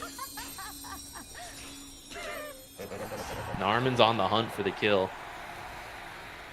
Must avenge my carry. This should be a kill, right? Surely. Well, maybe Zive's not. He got hit pretty by the fast. stomp. You're not gonna get the He's deny not off on taking the any creeps. damage on the creeps. Oh, gets the courier. Very pog. Gets at least the courier. That's Yeah. pretty funny. When you try to get a deny as Centaur and you're like, oh no, I'm too powerful. I take no damage. It's like Beastmaster, like can't be denied by jungle creeps. Secret nerf to the hero. On one hand, you can jungle by taking 0 damage. On the other, Can't outplay the you can enemy never anymore. deny. Radiant's top tower is under attack. Still, you don't mind that you died on Centaur. You got the Wind Ranger kill. It's very good. Drew a lot of attention to that top lane as well. That's true, but Narman is getting a lot of credit for kills. Like he is level 6 already now on the gyrocopter, and his ultimate is a huge team fight ability. So That is true. you got to be a little bit Radiant's careful of bottom him tower joining is now. under attack. They're putting it to good use going bottom right now. Big rotations coming through the twin gate on Ulnut again. Radiant's Gonna bottom finish tower up this has fallen. tower, which you do want to restrict the map from Terrorblade. It's not as easy as it used to be to farm with your illusions. So when he is restricted on the map, it's more painful than in the past. And the fact that you've already got 2 really big towers, the mid and the safe lane, we see them coming into the jungle, maybe trying to set up some vision for future plays. Oh, nice breathe Avulus here to fire. defend. Coil is out. Big. Ooh, the ultimate like kind of completely off the mark there from Narman. So dodged a bullet there. I think he might have misclicked. I'm not sure because he threw that ultimate like really far ahead of the enemy team. Maybe a misclick, or maybe he thought that's where they'd be running, you know, so you put a little ahead of where you're going to be, but then forgot about the reel-in pulling him back, and they didn't need to chase in. Either way, they get the kill on the gyrocopter. I suppose your Dragon Knight gets out for that, but I think that's okay.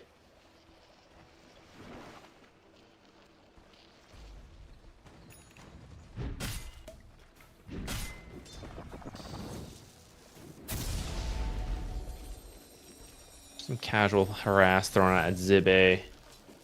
So what's Force going this game? He is going Horus. He's got the arcanes and the mech right now. He's got a pipe queued up.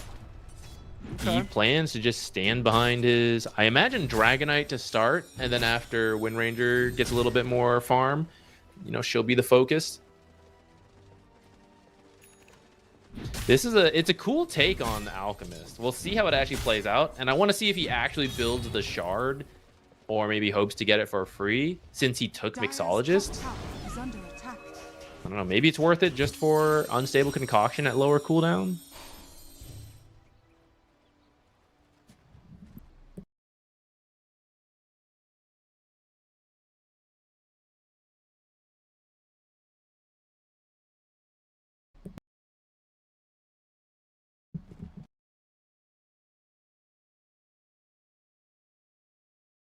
To see a mixologist like make any effect in this game. Alchemist does have some of the weirdest facets. Stampede, top lane, Supreme catches him on a Dragon Tail, and I hear the Alchemist coming, but yeah, he's just gonna TP.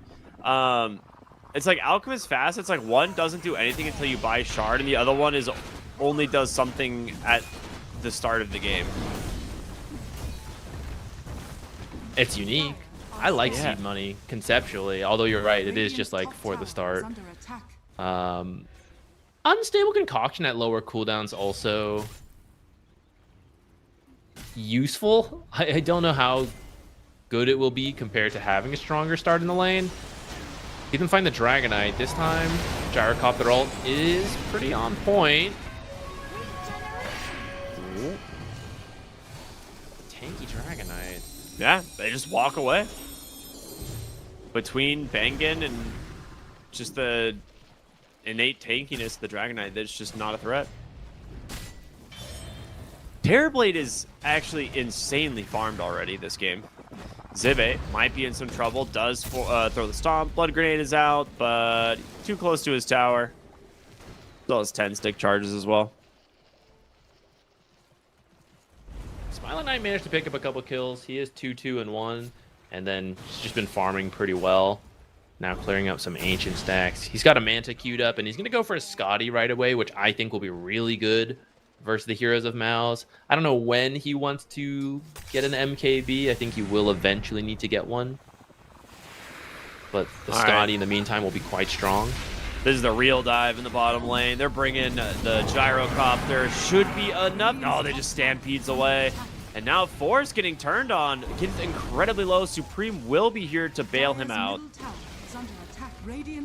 Do manage to get the tower, which I think ultimately their objective.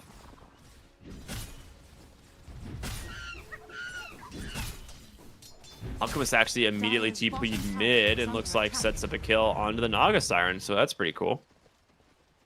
I think he actually self-stunned. I think Ulnit kind of did that one without Force, Oh, but did he? Force was there Okay. for the emotional support. He's threatening it. Couldn't actually get the unstable concoction off in time. Dire's bottom tower is under attack. All right, it's a much closer game than last time. I feel like MOUZ is reaching the point where we're going to see them make these plays, and we'll see if their draft idea works out. I think this blink on Dragonite is the main tool you need left to actually start plays quickly, and then we'll see them start grouping up. Maybe they can finish a pipe on Alchemist in that time, but he still is about like halfway to go, so Yep. I don't know if you want to wait for it that long. Well, Blink reveal from Eki in the bottom lane. Catches the Wind Ranger. Pulled down. A lot of nuke damage, but saves from Abaddon. It's really close.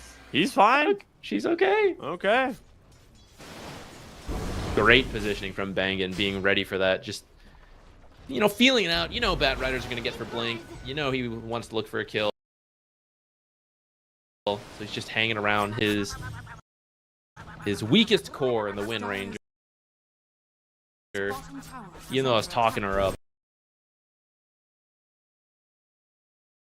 earlier, I mean, just compared to the Dragonite and the Alchemist, you're going to look for the carry Wind Ranger.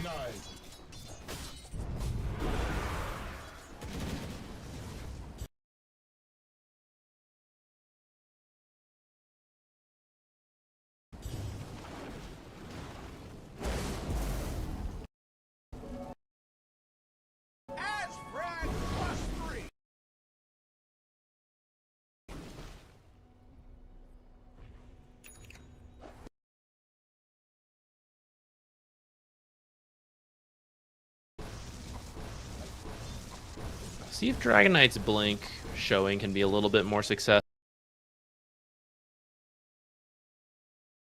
He'll have it with this camp. Bot out on the way.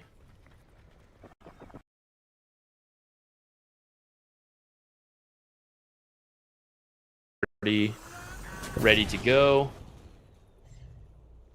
Who are you looking for with that? I guess the Terrorblade. You probably have enough chain stun to kill him. Like if you bring Alchemist, Blink, Dragon Tail, Unstable Concoction, Missile, probably kill him before he can sunder anybody. Yeah, I think so. Dire's bottom tower is under attack. Ooh, Smoke's gonna run straight into Eki. Yeah, They're gonna secure the Bat Rider kill. Maybe not really what they were hoping to find, but I mean, getting Puck bottom would be huge. If Supreme does have the blink, he might walk into a ward here in a moment. No, ends up going north, so he should be fine. Dire's middle tower is under attack.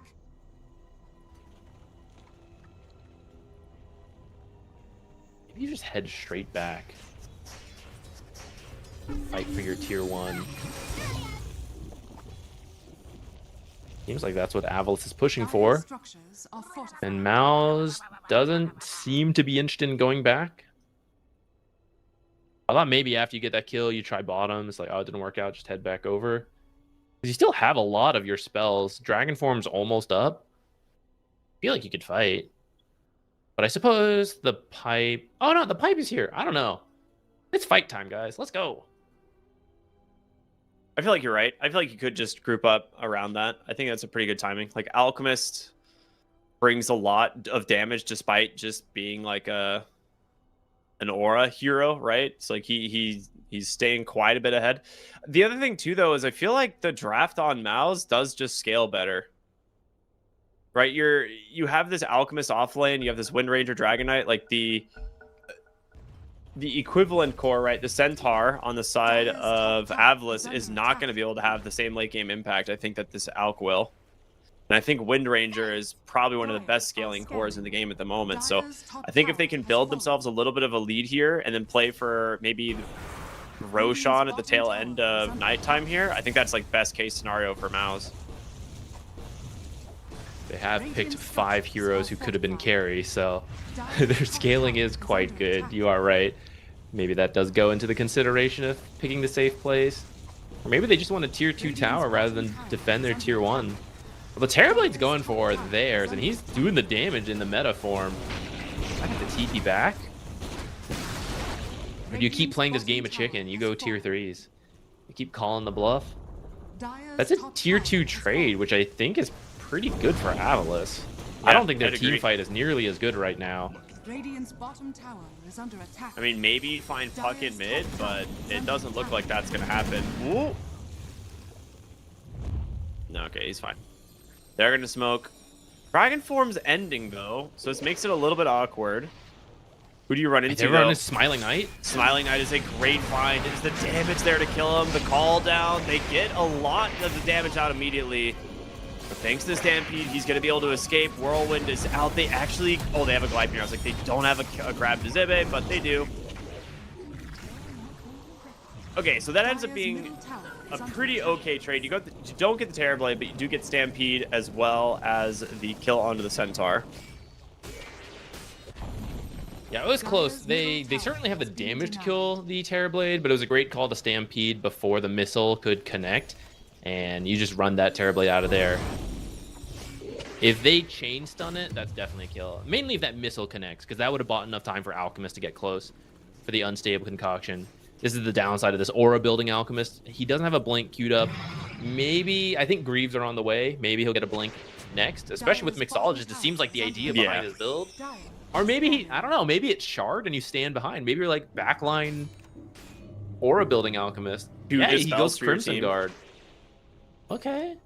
I'm up to see it. Crimson Guard actually is really good this game. So it doesn't make sense to get that. And Alch is a hero that can actually do wonders with it, right? Like, he can get pretty dang tanky.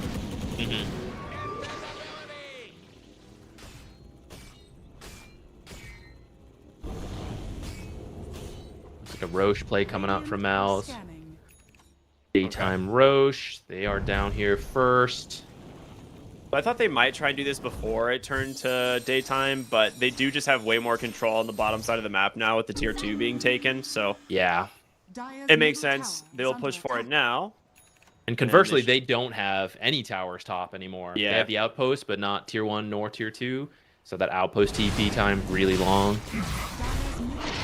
It's like during the Roshan, they're going to go for Tormentor on the side of Avulus, which seems to be taking them quite a while. Okay, they do finally get it, and it goes to Seneko. Not a bad one. See if they can get it on MOUZ. Get some decent shards as well. I've heard Narman talk about gyro builds before, where you either go for the damage gyrocopter or just tanky support gyro. You take front line, draw a lot of attention to yourself. He's got solar and glimmer, so that it feels like that's his idea. He's just going to be distracting them, keep Abaddon, and maybe your Alchemist more towards the back. It's also just Solar Crest is such a good item to throw on either any of your heroes here, right? Yeah, definitely. It's not amazing for Whirlwind, of course, because it is just a flat attack interval, but for things like Alchemist and Dragon Knight, if they're actually going to go in, then that Solar Crest does a lot of work. Radiant Especially are versus scanning. Terrorblade, which we talked about the Scotty a while ago. He's quite close to it. So that'll be very good versus Dragonite, Alchemist, and the Abaddon. See what he gets next. Maybe he needs a BKB to fight. Still don't think you can kill Wind Ranger without the MKB though. At least at this point, now that she's quite tanky, and especially now that you have to do it twice. Maybe you have the magic damage to do it once. Radiant structures But when are she fortified. respawns, will you still have Lasso? Will you still Dire's have bottom tower all has fallen. your puck coil, whatever you had to Radiant's use to top kill her the tower first is under time? attack. Dire's bottom tower is under attack. Radiant's top tower has fallen.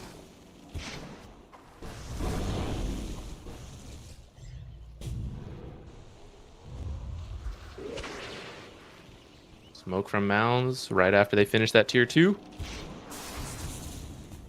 Looking for Avulus, which despite having more towers, it is a 3k gold lead for Avulus because MOUZ has been grouping up to take objectives more often. They have And been they've very got map both efficient on Tormentors. Avulus. Yeah, they even steal that Tormentor, so that's what this is- smoke is for. Trying to punish this, but Avulus is already out.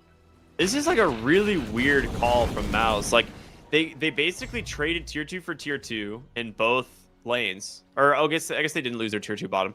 But they traded tier 2 for tier 2 originally. And then they trade Roche for their, Tormentor, and then they don't defend their own Tormentor. So I think overall Avulus is like actually outplaying them on the map at the Lasso? moment, but Lasso got Aegis. Okay, Force does manage to get a stun out. Olnit needs to be careful. Does not have a BKB. The Whirlwind being held for now. Banging to be able to dispel the coil. The silence onto 3. Can they actually get out of here? They're trying. Olnit gets the Force Staff to safety. The Wind Run final there. Supreme forced to BKB himself.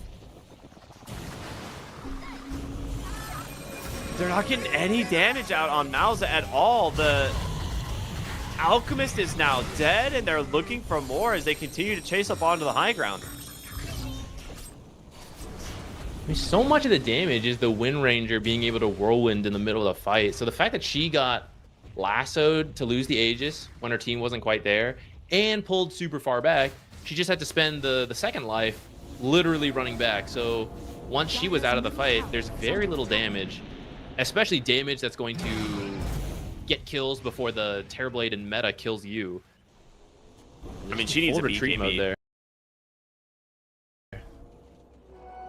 Yeah, these last few minutes, Avulus is, I feel, outmaneuvering MOUZ.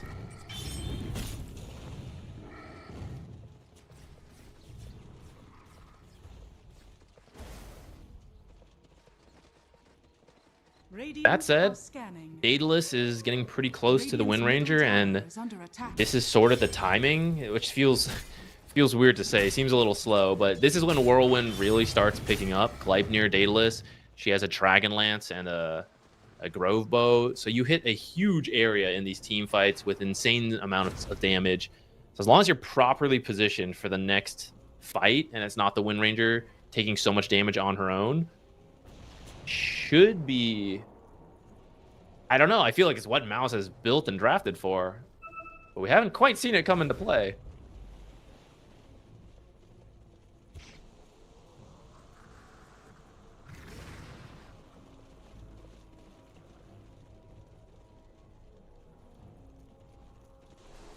Avulus is looking for a blink pickoff here. Oh, if they find Olnit again? They got him.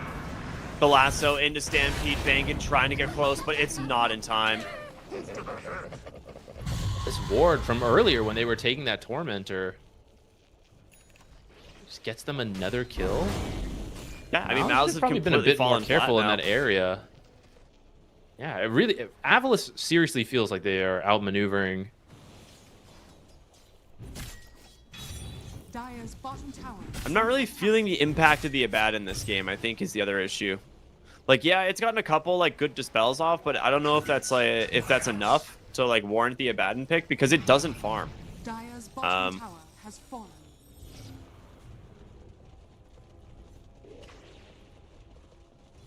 Dire's bottom To be tower fair, is I under don't know if I've attack. seen them truly group up into a fight. It's been a lot of Yeah. Avulus dodging the fight, so then Abaddon sits behind Dragon Knight hitting a tower, and then no one does anything. How does he even? Oh, I guess from that observer. That is uncommon. You almost never can kill couriers that go down the side of the map.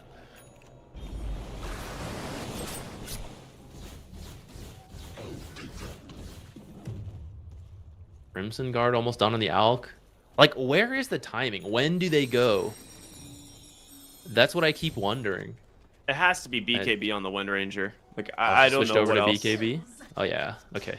That makes sense. Did she? Is she gonna go BKB before the Daedalus? Yeah. Yeah. I was gonna be absolutely shocked if she built the Daedalus.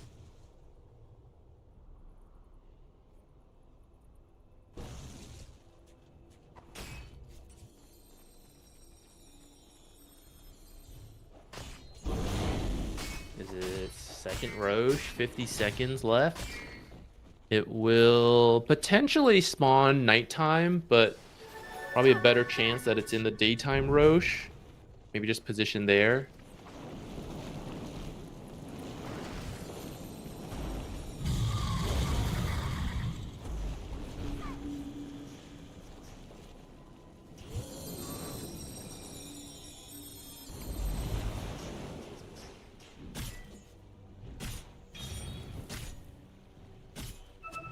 Is this the fight we've been waiting for?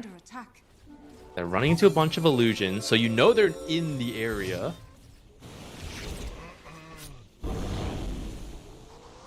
Denies that observer. Another smoke, not quite connecting for MOUZ. I see the idea of their draft, the whole team fight. But it's just, I've not seen a team fight this whole time. They have yet to be able to force Avulus into it. Which, I mean, props to Avulus for recognizing that's what MOUZ has drafted and built for, and we just dodge. It's very weird seeing this lineup and them just being like, yeah, we don't feel comfortable fighting. And they have now lost all their outer towers, and Terrorblade is going to just take your high ground unless you come back to defend. So at some point, Avulus is going to force them to fight. Which the Abaddon might not have a TP. Because I am watching him slowly walk all the way back to base. The courier is arriving. Okay, he's going to TP back now. Tier 3's dead. Well, that's costly. You just lost your tier 3. The Blink, the Lasso, but a great Dragon Tail out from Supreme. Almost enough to finish off Eki, but it's not quite there. The Song of the Siren for the reset. Alk's going to stun. Not be able to get the stun. Seneko TP's out. The rest of the team perfectly safe. Dire's top tower is under attack. Dragon Tail, it's going to hit. Long TP there, thanks to the TP from the Naga Siren earlier, and as a result, they get themselves Eki on the Bat Rider. That was a quick response from the Dragon Knight. Otherwise, I think that Alchemist is dead. I think so too. Great reactions from Supreme. They're gonna run down mid, get the last tier 2 for themselves. I think you go Roshan off of this. It's a little risky to go high ground, but maybe they try. Radiant's middle tower has fallen. Yeah, looks like most of the team's headed over to Roche. Dude, this puck is so farmed. He has Ags, or he has the Parasma and the Lincolns done. Like, I don't know how they ever kill this guy. As part of dodging MOUZ, you want heroes who are good at that, right? And Terrorblade, Naga, Puck, all fantastic at playing the map. So just in the last 20 minutes of avoiding MOUZ, yeah, Puck ended up really farmed. He's poking at your base to be annoying. Doesn't even have any creeps. It's all meaningless poke.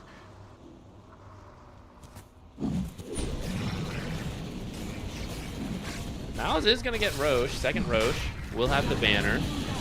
They're going to lose Lane of Barracks for this. They're going to fortify, try to keep it alive.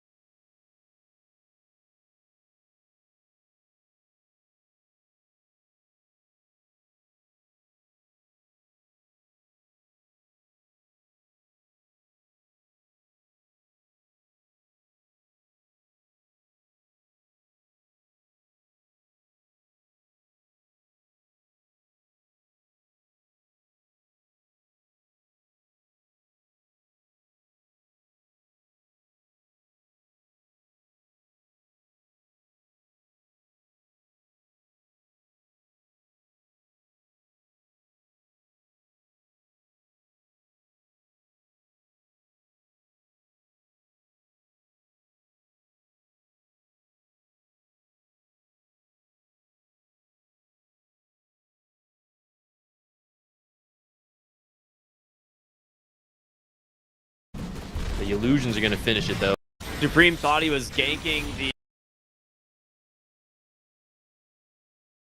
ult to try and save him, and Puck goes in onto the backside, gets a really nice silence on it through the coil as well. Going to connect as Eki now looking for a lasso target. They're just trying to get out of this one. Olnet's going to go ahead and let that whirlwind rip, but the blade mail comes through from Zibe. He has to back away, cancels the ultimate immediately, and now you've got no damage ready to come through. Puck able to get away. The lasso is going to be able to find the Wind Ranger. She's dead so fast. Force is going to be next. And Zibe with a nice 2-hero stomp onto the backside. Puck looking to maybe re-engage as Olnet pops the wind run. The BKB gets saved for the moment thanks to that Solar Crest. But you're going to lose the Dragon Knight. Terrorblade just ended. I think it's over, yeah. And there's a Terrorblade in your base. Still has meta going.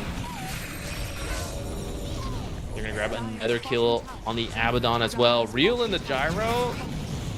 He tried to get to the fountain. Oh, that is so sad. Pulled away from your own fountain to your death. Dire's bottom One barracks. barracks. They're going to make their way to mid. This second one's falling so quickly. I think you just get megas rather than go straight for the end. You can probably end, but there is no meta, so you just clear out this tower. Oops, got an awkward disconnect. But this will give us time just to highlight Terrorblade. The type of fight Terrorblade likes is when he gets to sit still in meta and just throw attacks. And the way you deal with that is either you jump the Terrorblade and make him run, or you just kite it out. But the way that fight broke out, Terrorblade, he was just sitting the entire time, launching attacks. Eki was very patient, eventually found the Blink Lasso onto Wind Ranger, and she instantly melted, man. The lasso didn't even finish. I swear the Force Staff didn't even finish by the time the Wind Ranger died to the Terrorblade. And she respawns, he's still just standing there. Like, that fight was perfect for Smiling Knight.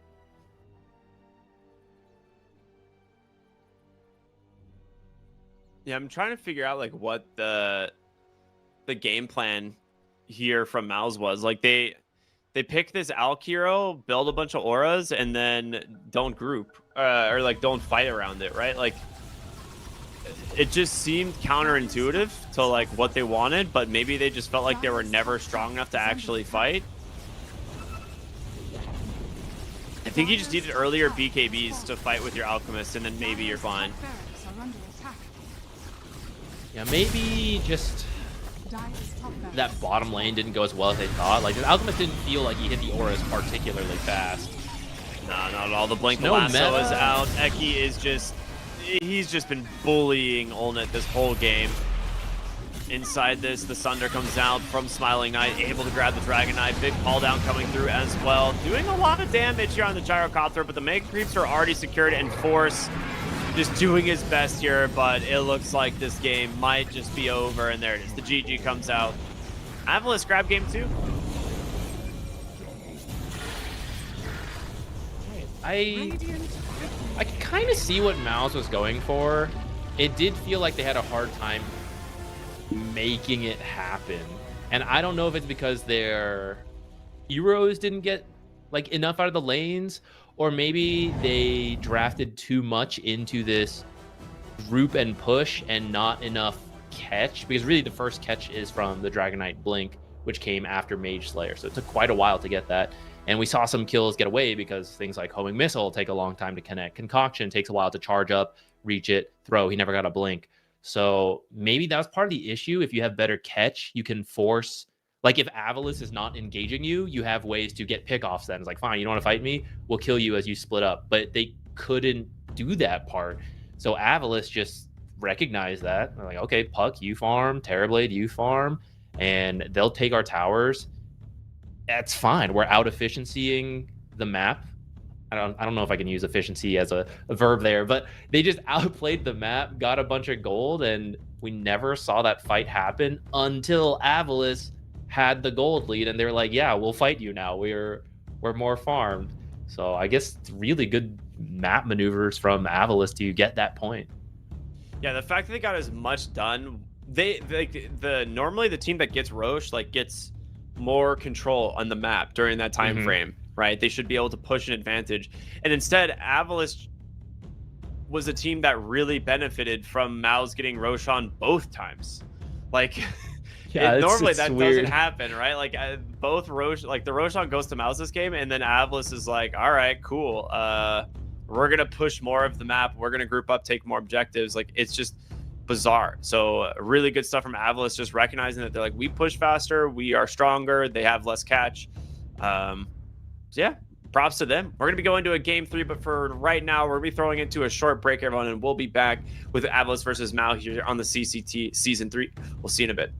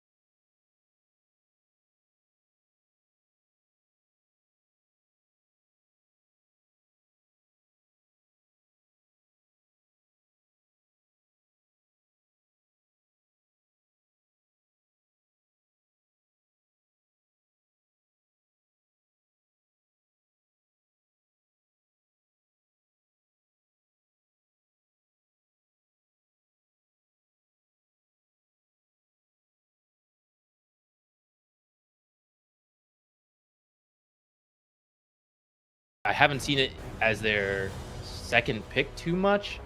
Okay, no, as I actually I'm like scrolling through their games, I see it a couple times. So it is like if you're gonna pick Enigma this early, it's something you have to be willing to flex as a support. So we'll see how they do it. Maybe it's a comfort thing to the heroes, to the teams.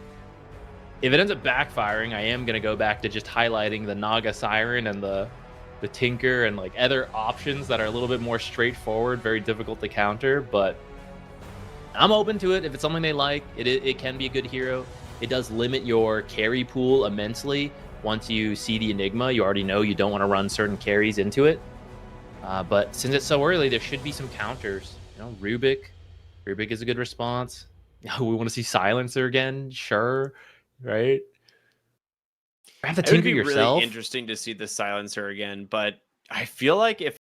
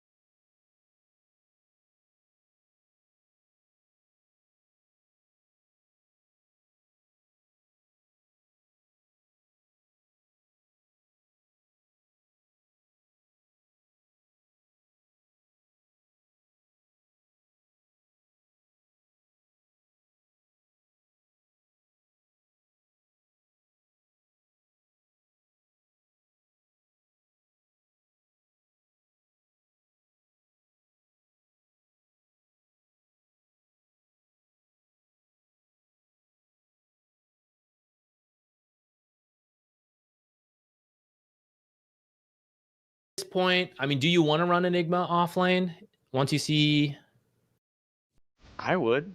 Bristle carry? You Sounds still pretty fine with good it? to me. Yeah, I think it's fine. Okay. I don't think it struggles all that much. I think you just pick like a strong four position lane hero and you're chilling. The question is, I guess, which of them are actually left in the game? Unless you want to pick something that like hard counters the bristleback, which is why they went, they banned the Mars, right? Because Spear always turns bristleback around. Viper, you could Viper them. Ooh, I'd be up for that. You mean for Avulus, right? Viper and Yeah, Bristle? yeah. You could run like Viper offlane or something. I could see that being pretty good. Like Viper plus Enigma. Axe. Trying to think what other options are. Yeah, Viper or Axe would be the big ones that I can think of. And then, of course, there's Legion Commander, but you don't really see that hero that much anymore. There's no save on the side of MOUZ at all. So if you just pick something that can all in the Bristleback, I think it's fine. What if you pick a new carry? We were talking about support Alk.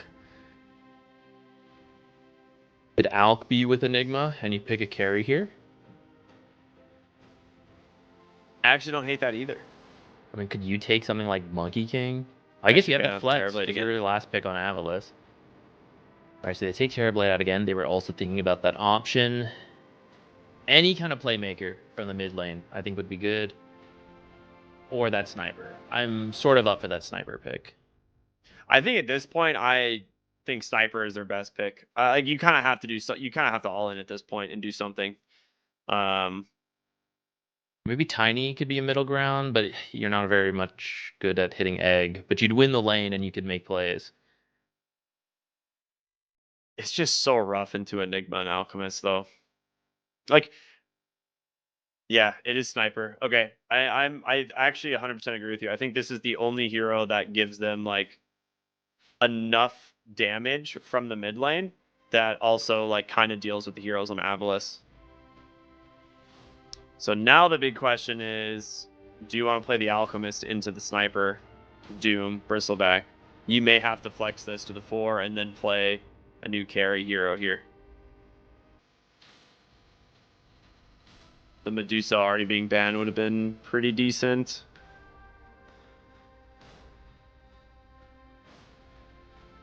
Maybe we could still do Monkey King. I don't hate the Monkey King.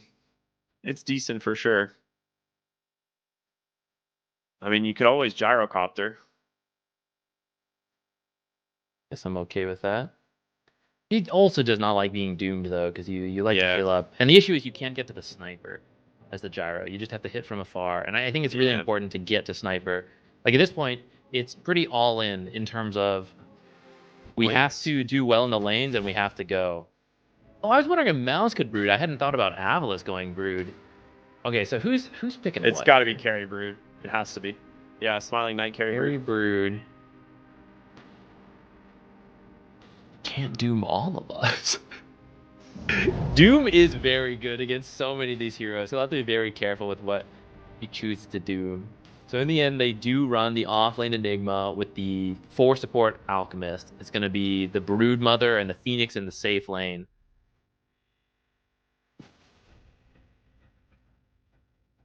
Man, I don't know. Sniper has to shut down Puck. Step 1 for MOUZ. Ultimate needs to have a good game. I think those two are more important because Force, as long as he gets some good dooms off, you don't need a ton of items for that. You just like work on auras and try to doom the right target. Yeah. Avulus, how is Broodmother's lane? It should be pretty good, right? It's into the Doom and the Hoodwink, which would have been stronger in the past, but both those heroes have been slightly nerfed over time. Hoodwink more so than Doom. And you're dealing with Phoenix. I feel like Smiling Knight should have a good time. Yeah, I agree. I think as long as Smiling Knight manages to... Is he actually going to go Feeding Frenzy? I mean, I guess... Well, we'll see. I think overall, the game is like pretty straightforward for Avulus to play as long as the mid lane does doesn't go too bad. That's the one thing I'm worried about. If Supreme like absolutely bodies this puck, which is possible because Supreme has been bodying a lot of the mid lanes, if he comes out really far ahead in this lane, I don't know if you'll be able to slow down the sniper or like stop this hero from becoming a big issue this game. Because then it really just comes down to, can you black hole the sniper, or can you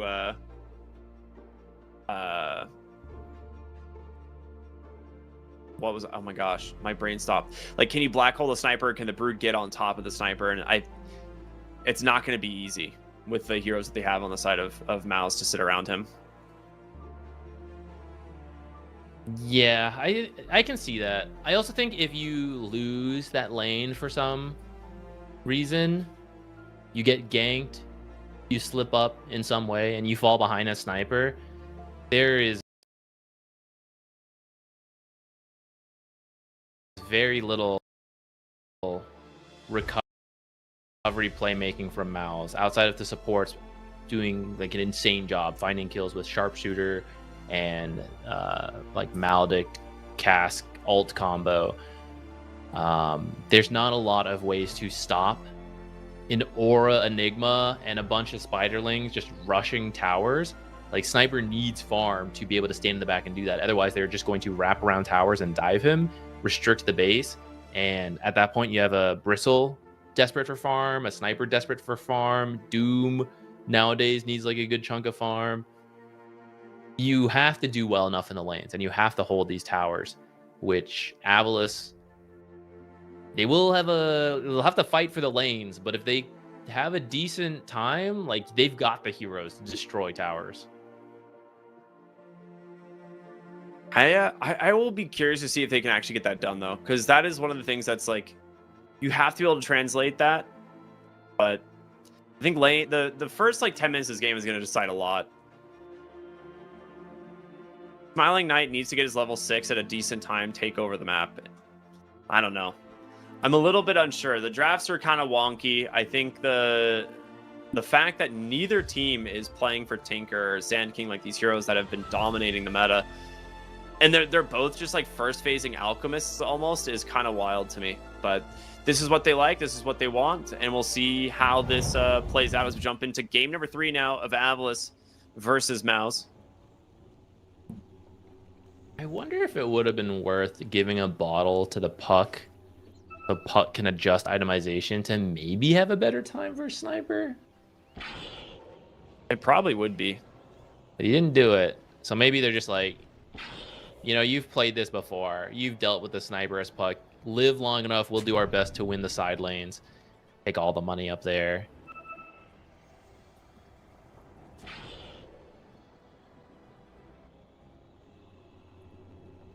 MOUZ is all up here. They're going to go for the late smoke wraparound. Or really deep wraparound. What is this line? Okay, not that deep. They've just changed their minds. Force, that's crazy. Just cut through the jungle. They're not going to run into anyone, though, at this rate. Maybe the Brood on her way back if they wait here. As long as they don't stand under the ward that's on the cliff.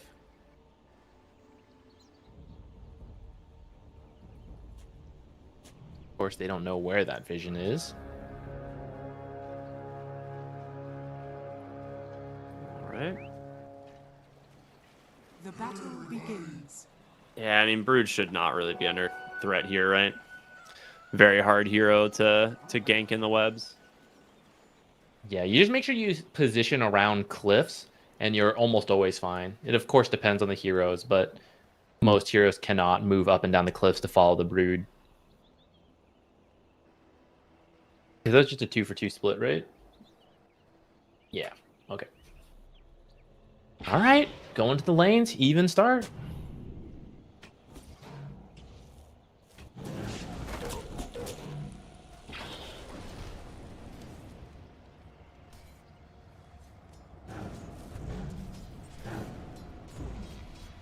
I'm curious how this bottom lane is going to go. I feel like Broodmother should borderline free farm this, but we'll see. Like, Phoenix is a super strong lane hero. Hoodwink's been nerfed a little bit. Like, Doom's not particularly strong, right? He's kind of like a greedy off lane. Yeah, I think they'll both get what they need for now. I think as Smiling Knight picks up a few levels, like even before 6, I think your animation's a lot better than Doom's. So you might have to resort to doing some weird creep dragging, things like that. But of course, if you Yeah. get some good acorn shots, you can get enough damage in. Like even though it's been nerfed and it's not as consistent, you can still do a good chunk of damage. And if you can keep Brood low, which is very hard into the Spider's Milk, but if you do keep her low, then you'll be... Ooh, Eki self-stunned. Yeah, That's just TP out. got fogged on a tree and self-stunned and took a ton of damage. I still don't think he had to TP out, but he was maybe scared of the creep's body blocking him in. They're going to zone Zibe really hard off of this entire creep wave because they know Alchemist left. This actually hurts a lot.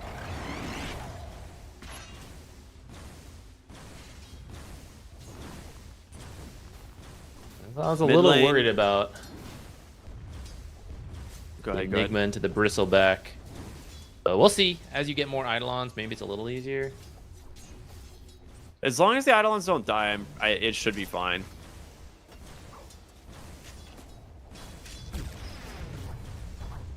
Dire's courier has been killed. Eki grabbed Mid the lane courier. is not going great for the puck. This is also just like you're against Sniper where you can't really utilize your innate too well, right? The projectile speed is borderline instant, so it is so hard for you to actually get value out of that innate in this lane.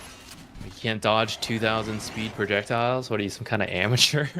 Yeah, yeah. My boomer reactions are not like they used to be.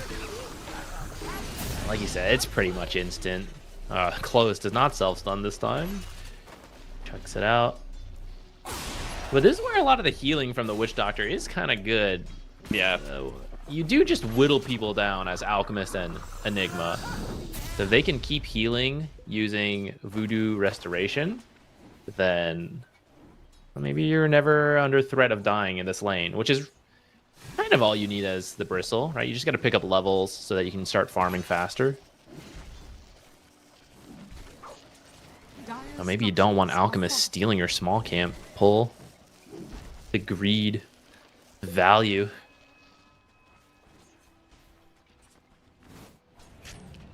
Puck's actually doing a lot better in the mid lane than I kind of expected. He's managed to still pick up a good amount of CS.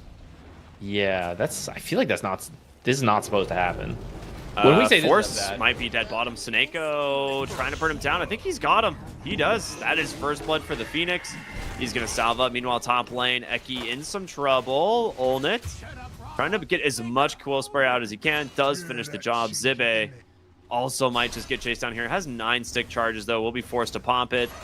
He's going to just dive the tower. Summons the Eidolons at the last second, and Bingen will swat the tower aggro. This is, again, a lot of creeps being missed. I guess the Eidolons are here to go for some last hits, but you're missing out on the XP. Yo, Puck being right next to snipers. Dire's middle That's tower crazy. is under attack. I had not considered maybe the buff to the innate from Puck has helped give enough regen to make the lane a little easier, but I think, I don't know. We usually see Puck still sitting at 5 to 10 last hits at this point. Supreme is owning this lane. Or not Force Supreme, did- Rhea. Oh, yes. Sorry. Correct. Supreme's being ganked by the Alchemist, potentially. Radiant's He's low. structures are He does have fortified. raindrops. Into the trees. He's instant going to rotation. self-stun. Yeah.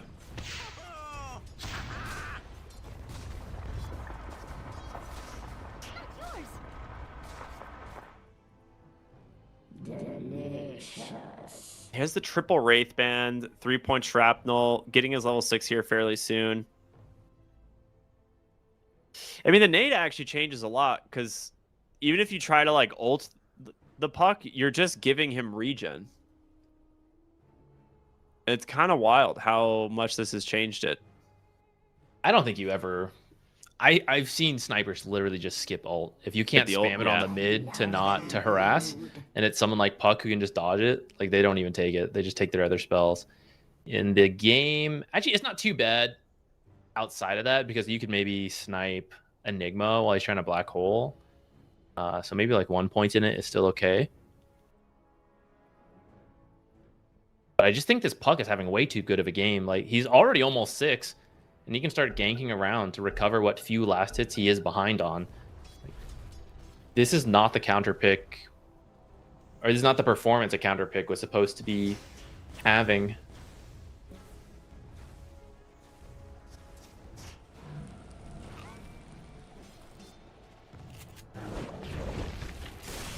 Assassinate, surprising Seneko. Ooh, that's a nice one. This is, I was going to say, Doom, I was going to point out earlier, he got the Lightning Harpy, so he is very annoying to the Phoenix now in this bottom lane. Narman gets a D ward on his way back as well. Top lane, running Zibe down again. He is dead. Another very good find in this top lane from MOUZ.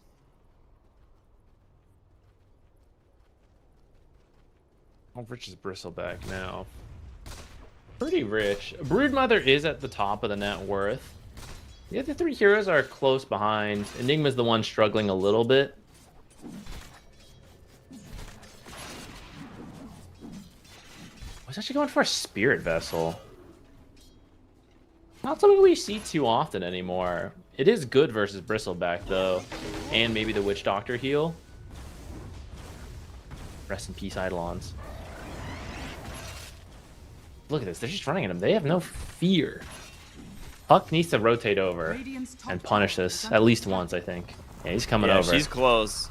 They're going to get the stun out from Eki. This should hopefully make enough room for the Puck to close the gap. The coil does come out.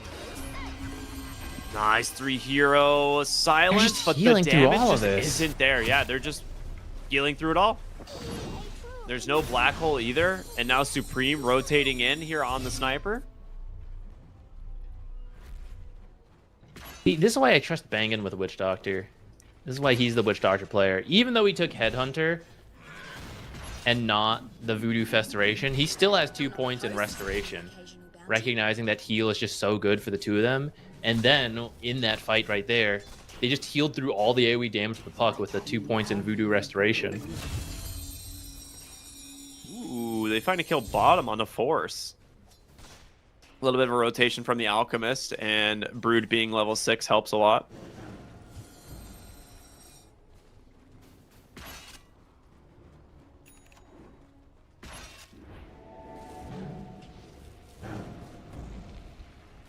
I know it's an even game right now, technically, but I really feel like it's not supposed to be. I think Avulus is in a pretty good spot right now. Yeah, I kind of agree. I am worried that they're not going to be able to transition it enough, and then you're going to get sniped. But we'll see what happens here. Getting sniped is always scary. Yeah. Ooh, they're going to find Force again here. All of the bugs from Smiling Knight will be easy enough to find the kill. Siege Shot with the Doom actually should kill the Alchemist here. It's going to be very close. And you get the deny of the Ancients. Oh my what goodness. A play by Eki. Very nice, very nice.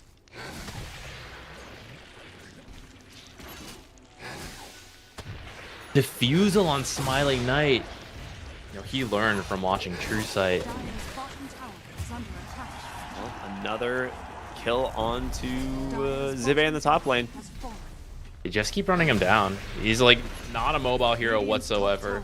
You just have to give up on this lane. And unfortunately, neither of your supports can clear creep waves easily. It is a little bit of a weakness in this draft. Radiant's top tower has fallen. Yeah, that's brutal. They just... Your off lane's Enigma tower just got taken free 10 minutes. That hurts a lot. I really thought they would run at support when you first pick it like this. I know Zibe plays a lot of Enigma, but I just think it's a Brewmaster, or sorry, Bristleback is really tough with the quill sprays. He just does not care. Radiant's middle tower is under attack. All right, mid Coil lane. on I egg. hear the egg. Coil as well. They're gonna grab the looks like- sniper, then the hoodwink, banging, dropping really low. What a combo! Okay. Coil Very plus sick egg. stuff there from Avulus. That'll be the mid lane now too. Catapult lane just arriving.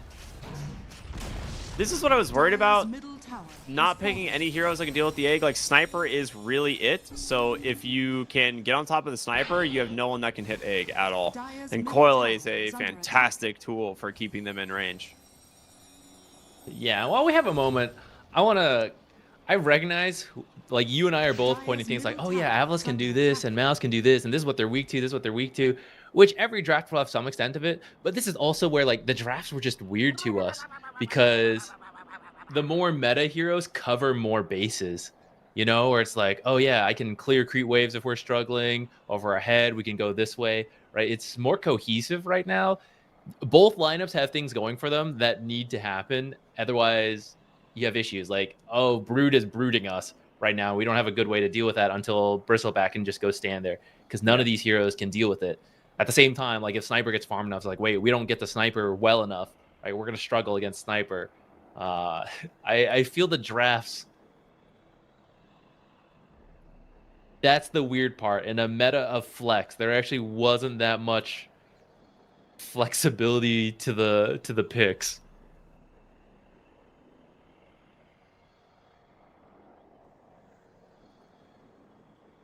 I just... Oh, well, we're going to unpause. Okay, never mind. Back onto the sniper here, though. He is actually behind the puck in terms of net worth. And this is like worst case scenario, because I don't know how sniper like really gets space to farm in this game at all. Like you have a Doom and a Bristleback, they're going to be taking up a lot of it, and your sniper needs to have kind of like snowball the lane and be playing around his supports.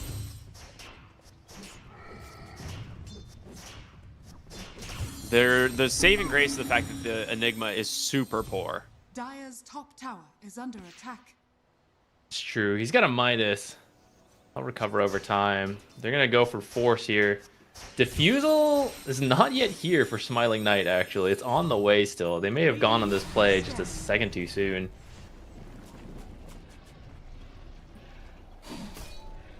Man, Doom needs an actual ability, dude. He's just sitting on Siege Shot. There's no way this is right. I would have kept the Harpy Lightning over Siege Shot. Yeah. I don't know if he did it by mistake, but like Siege Shot's 100 mana cost. For, I guess it is 100 damage with 6 bounces. It still doesn't feel good enough. Yeah, it bounces more, but the Harpy is cheaper. I don't know. And maybe it's good for farming or something. Okay, he saw All right, he that got anyways. He got Thunderclap now. Thunderclap. Clap those spiders. Top lane looks like they're looking for the Enigma again. Got a sidestep. He's good.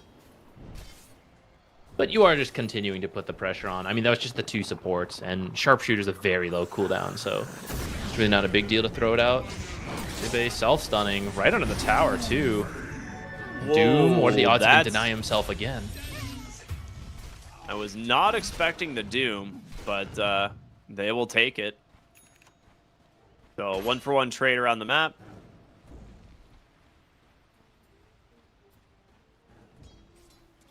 I feel like you're actually very okay with that if you're Avulus. Like, Doom is now on cooldown, your Broodmother is under 0 threat.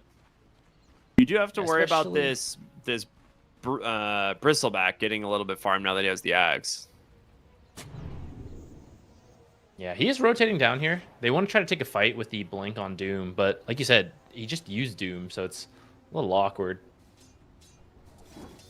Maybe they can at least take a tier 1 tower with the Aghanims on the Bristleback. Dire's top tower Looks like the is under Avulus attack. recognizes this. They just want to Radiant's trade. bottom tower is Well, under you could still attack. TP down there, actually. They're bringing Radiant's some structures are heroes. fortified. I feel like they could fight if they wanted to. Between This Egg and positioning's Coil. getting weird. Yeah, yeah. Dire's top tower has fallen. Okay, they will just TP everyone.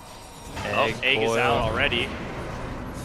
And and they just get right on top of Forest. You're gonna lose your Doom. You've already lost the Witch Doctor. Enigma doesn't have any way to get close, so no black hole quite yet. Maybe if he can catch Bristle. He's gonna die to Quill Spray. Okay. Bristle turns, so he immediately goes for it. Felt a bit forced from MOUZ. It's very tough to dive behind a tower when you're against the egg and the coil.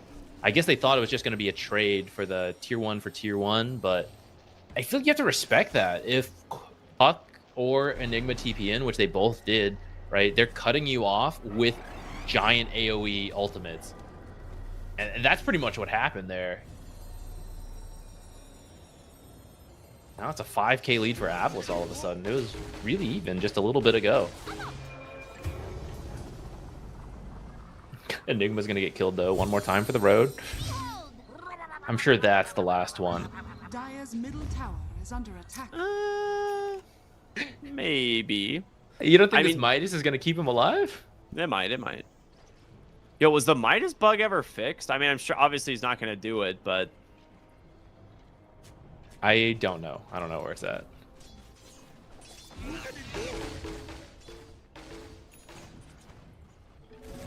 See some fight breaking find out in the Sniper jungle. in the Who'd top they find? jungle. Oh. Okay, that's a pretty big kill. Supreme goes down on the Sniper again. This Sniper pick is just not panning out. I can see it working. I've felt it work in many a pub where the Sniper just does well and you can't get to him, but I don't know if he misplayed or maybe this Puck innate is better than we realized for this matchup, but Puck just got way more out of the lane than I think he should have, and then now you're just lacking playmakers on MOUZ. You have the blink on Doom. They're trying to find stuff. I don't know. It's actually not worth killing Enigma, I feel, at this point. If they blink Doom this Enigma in the mid lane, I don't know. The guy's at 4 deaths. What's a 5th one going to do to him?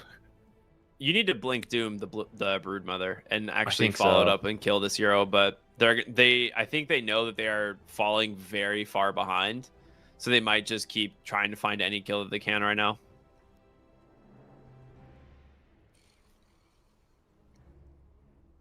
Can you give an Aghanim to anyone? Would that be cool from Eki? Or do you think he'll just get auras?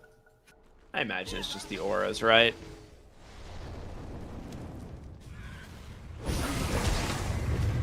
Yep, there it goes. Wow, that is a lot of spells committed. So Death Ward, Sharpshooter, and the Doom.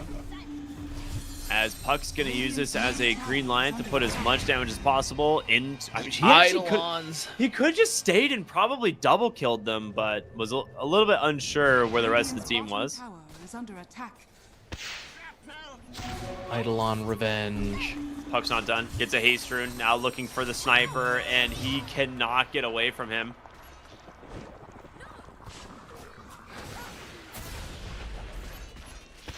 In the jungle. They're invading, trying to steal some ancient stacks. Puck's wrapping getting around. real low. Radiant's middle tower. She really wants this Sniper, but Dire's top tower is under attack. At this point, so the counter is much earlier when Puck has very little armor, but Puck's love buying Witchblade, actually also got lucky with the Arcane Ring. So now at this point, Puck's got pretty solid armor, not nearly as scared of Sniper as it used to be. And then he's got the haste rune, so it's like, oh, it's free to go wherever.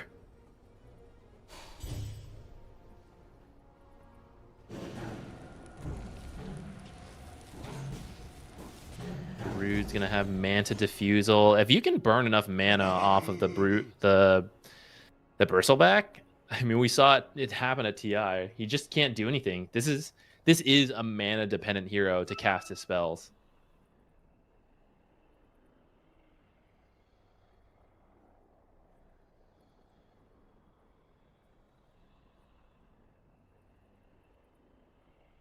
And I like that Zibe has the blink queued up next. Like, no matter how bad of a game he has, I think this is all he needs to do. Just let your Broodmother, your Puck find heroes, and then you just go blink Black Hole. And if it can be the sniper, all the better. You don't need that much from him because as soon as you focus the Enigma, Taneko's having a perfectly fine game. He's gonna drop his spells and egg. Broodmother's gonna do Broodmother things. Puck's gonna do Puck things. Right? You just need to distract. Yeah. We got pretty good chemistry. At the same time, you can't totally ignore it. Like if you don't deal with the black hole, it actually does do a significant chunk of damage. I am curious if they're going to be able to find an answer to the black hole eventually, because I feel like Doom, yes, it's a great tool, but I don't know if you can Doom, like if it's going to be worth just like Dooming Enigma every fight and hoping that the rest of the fight goes well, because with how farmed Avulus are getting, it does start to seem like they're going to be the ones like just running down the heroes.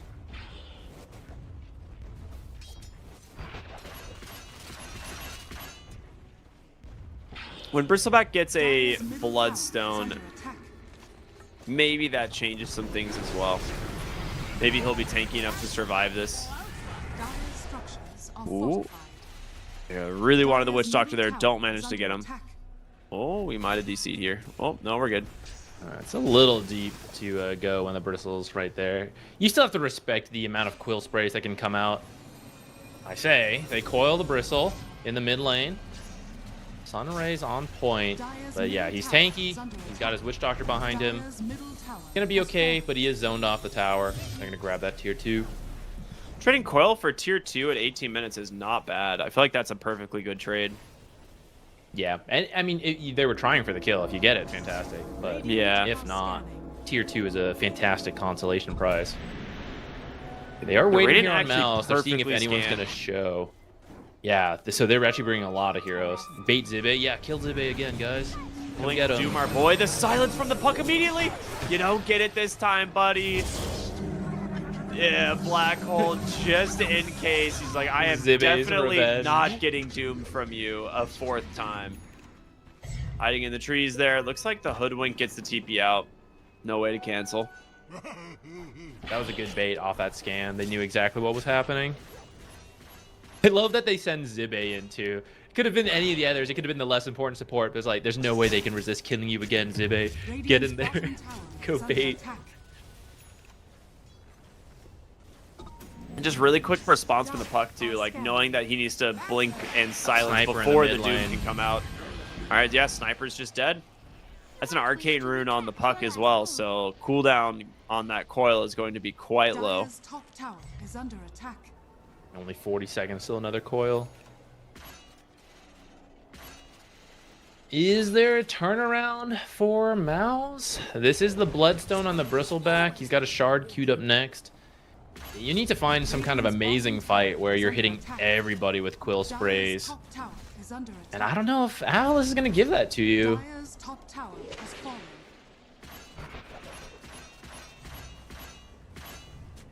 Radiant's bottom tower is under attack.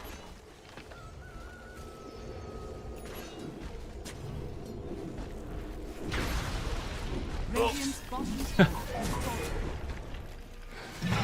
Well, Eki was trying to go through the portal, ends up getting the D ward. He's going to lose his life for this one, but it's just the support. It looked like maybe they were thinking about coming to defend, but I don't know. Something happened. Avulus decided not to help out Eki.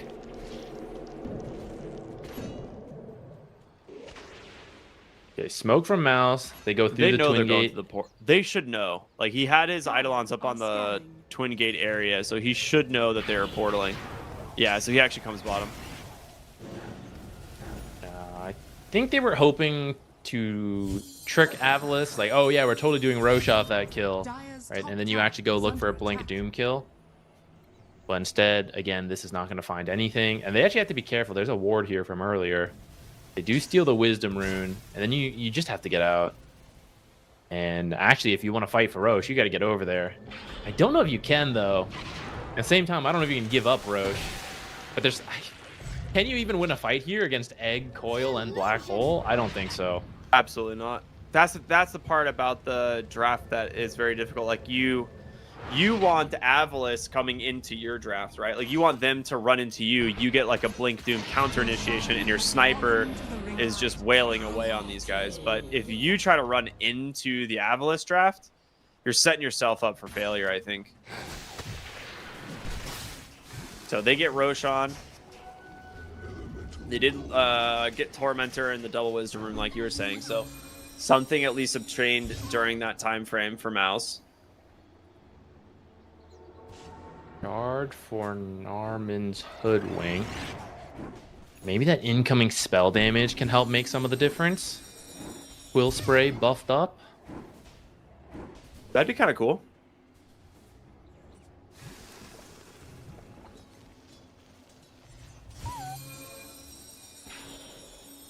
Radiant are scanning. They already had most of the towers before Roche, so there's really just one tower left to get. And then maybe they'll go high ground. Oh, here comes the Alk, looking for the stun. Finds banging on the Witch Doctor.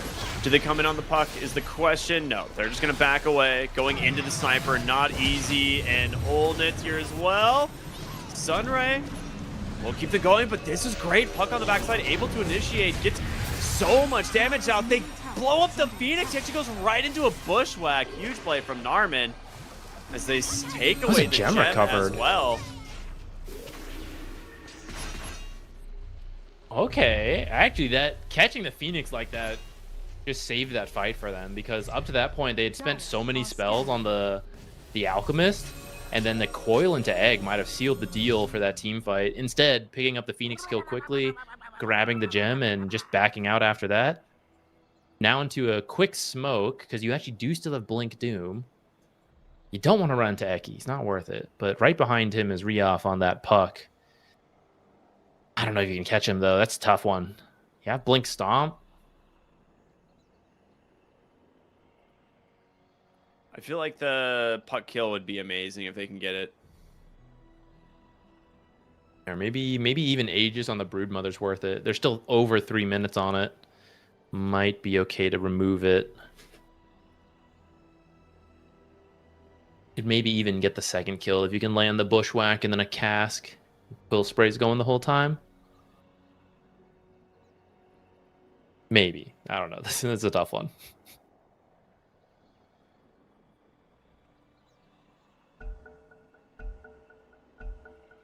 All right, let's see what they can get done. They jump in. They get the Alchemist instead. Okay.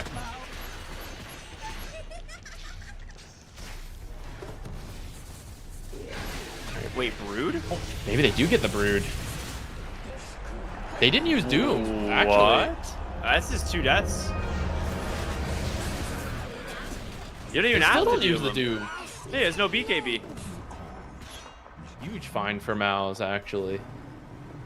Dude, that's like a over 3,000 gold swing since they picked up Aegis. This is exactly what happened last game. Like, one team got Aegis and then they lost the whole map, and that's like the other way around this time. Maybe overconfident with that Aegis and saw them killing the Alk, thought he could like sneak in. But more risk than necessary. Gonna cost them a lot. And they still have Doom. They're still looking for more. As you should. You need to capitalize as much as possible. Looking at that puck is a bit scary, though.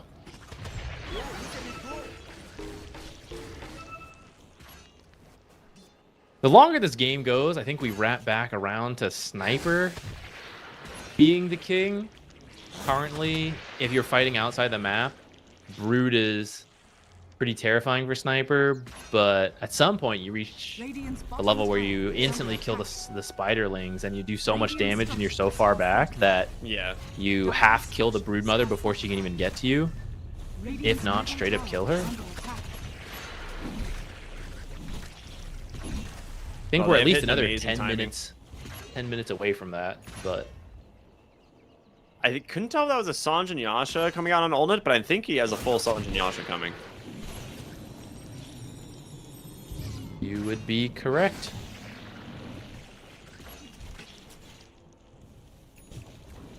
That's an amazing item here for him.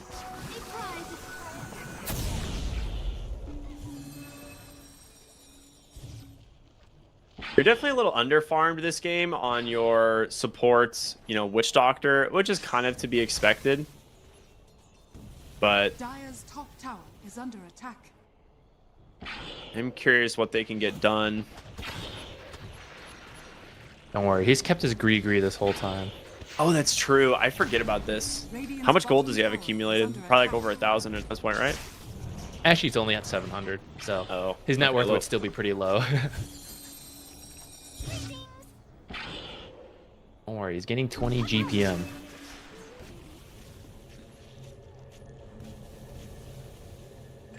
Bottom lane, it looks like Alk is dead. They're actually TPing in a bunch of heroes. They didn't even commit the Doom for this. Yeah, they get a response kill onto the Hoodwink. That's probably fine for MOUZ, actually, since they're the ones still a bit on the back foot.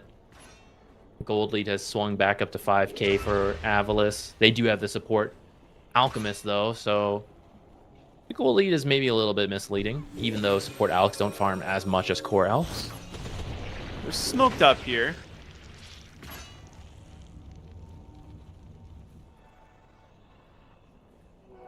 Not really finding the target I think that they want. The scan's like just off the mark of the Enigma. No, it does connect now, so they know he's there.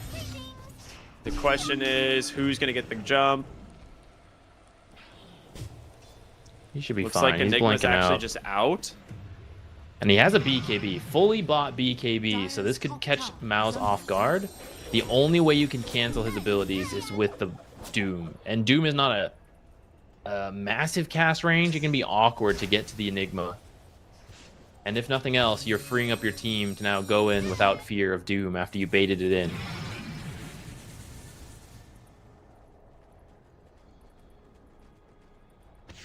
Avulus really wants someone to push out of this lane. They are waiting to jump. But this is the strength of Sniper, clearing the way from behind the tier 3. That top tower is more than halfway dead, though, from spiders. They'll get it eventually.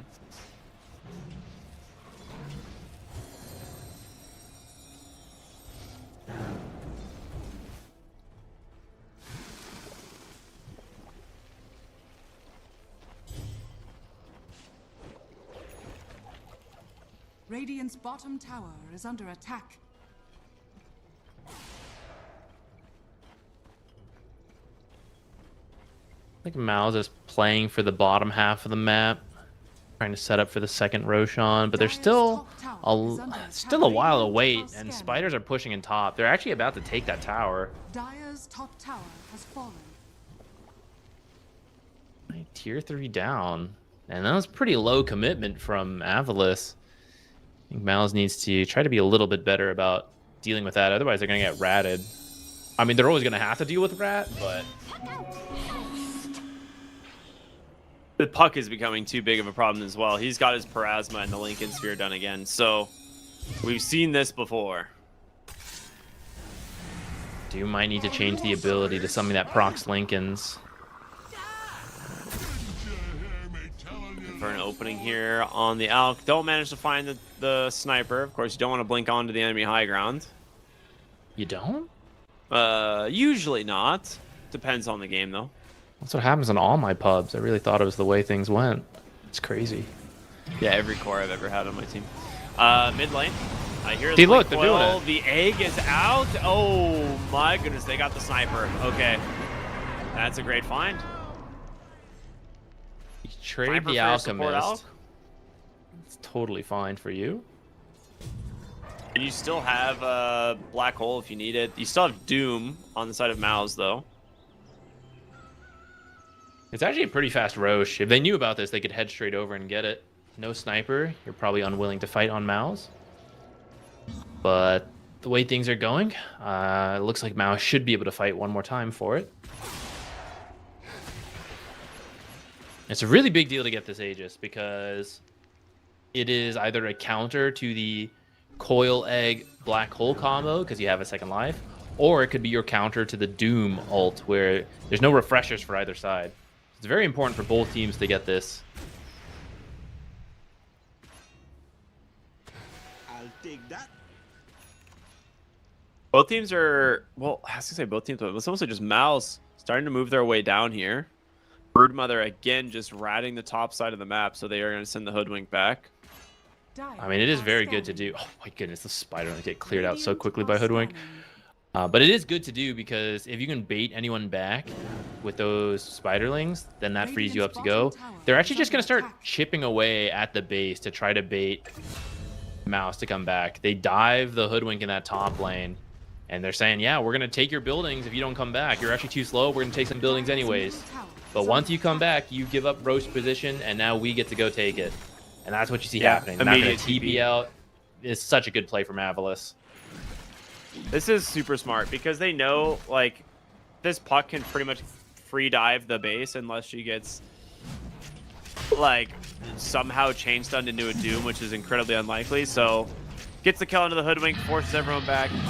Roshan, it's not the fastest Rosh in the world, but they should get it. And I think, like I said earlier, you kind of want, as Avulus, you want MOUZ to run into you and try and take these fights. You have Egg, you have Black Hole up. Flying Knight gets the Aegis. Which I also like that Phoenix Seneko was hiding behind the Roche pit as a backup plan. Like, oh, maybe they don't come and they just try to sneak Roche. It's like, well, I'll just try to dive steal it at that point. You know, maybe it doesn't work, but maybe it does. Maybe we get everything. Right, so it's kind of a cool setup to wait back there. But didn't have to depend on that. They got top.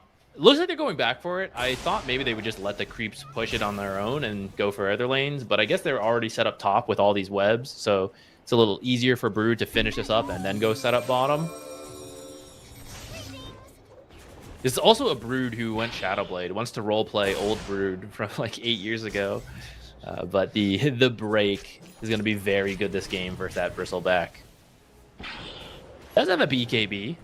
Have something to go around it, but once that's down, if you can break Bristle, he's dead.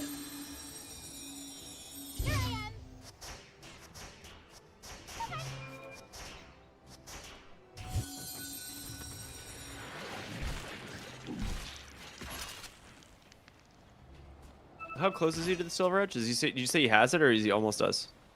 It just got delivered, so he just did. finished. Okay. There you go. It looks no different from Shadowblade Invis, but that's actually Silver Edge Invis. Wow. Incredible stuff. I miss old Invis Brood. This is probably going to get me a lot of hate. I liked those days. Offlane Brood, 1v3, playing Invis in the webs. That was fun. No one can punish you ever. Yeah. I mean, now it'd actually be easier with how Dust works, but... Yep. Invis Brood scouts out the Bristleback. Do they want to come up here and try to get him? Alk is in a weird spot. He is very far away from his team. Huck's actually Maybe regretting up there. self-stunning.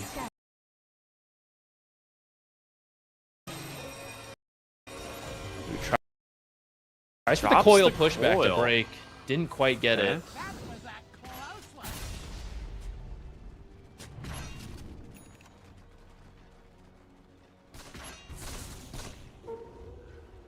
All right, looks like they get the full disengage, but they Still smoke wanna up on fight. Avulus. Brood's under a ward. All right, backs out. Oh, BKB, Black Hole to break the instant Doom. There comes the Egg as well. They've caught two huge stuns onto the backside. It's the Sniper. It was the Witch Doctor as well as Supreme's BKB trying to get him to safety, but it's not enough. Narman barely gets out, but guess what? Smiling Knight has his eyes set on this Bristleback. He tries to finish the job, but it won't be enough.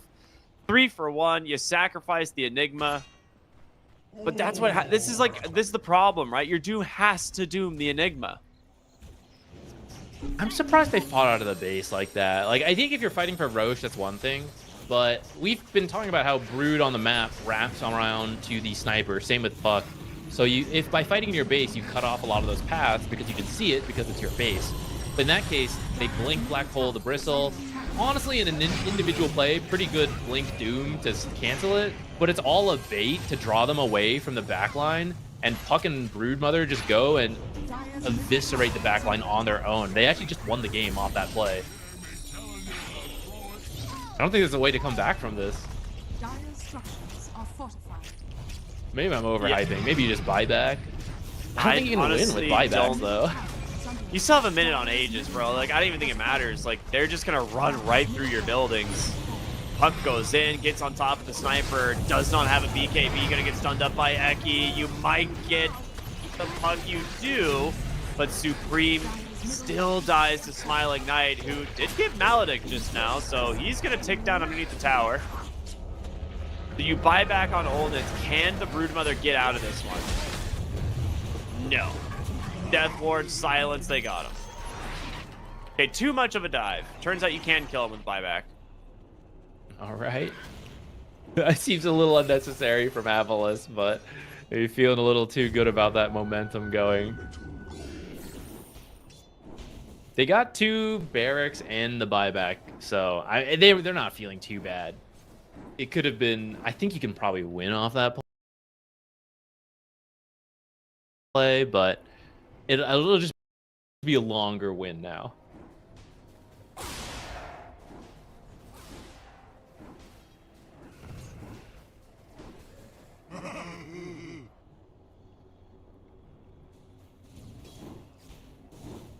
Is there any major items you can go for? Doom is working on an Ags. That'll make canceling the Black Hole really easy.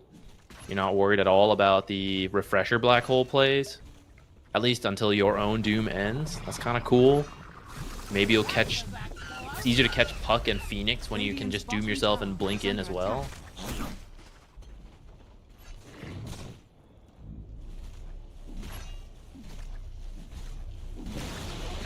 Radiant's bottom tower has fallen. I mean, it would be quite the comeback for MOUZ to win this. It's in the realm of possibilities with that. You know, not losing all your barracks in that last play. But it really has to be around Sniper. You have to do a really good job of protecting Sniper and letting him just attack non-stop in fights. And you have to get like the perfect Dooms, really good cask bounces and Maledicts.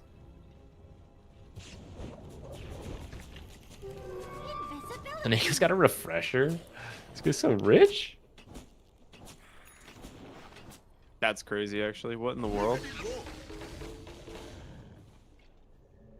I mean, I guess if you think about it, it kind of makes sense to kind of greed out for the refresher because it's not like Doom's ever going for the Phoenix when you have Puck, Enigma, and Brood cores, right? Like, he's going to be able to do whatever he wants, and they have very bad heroes at killing the egg.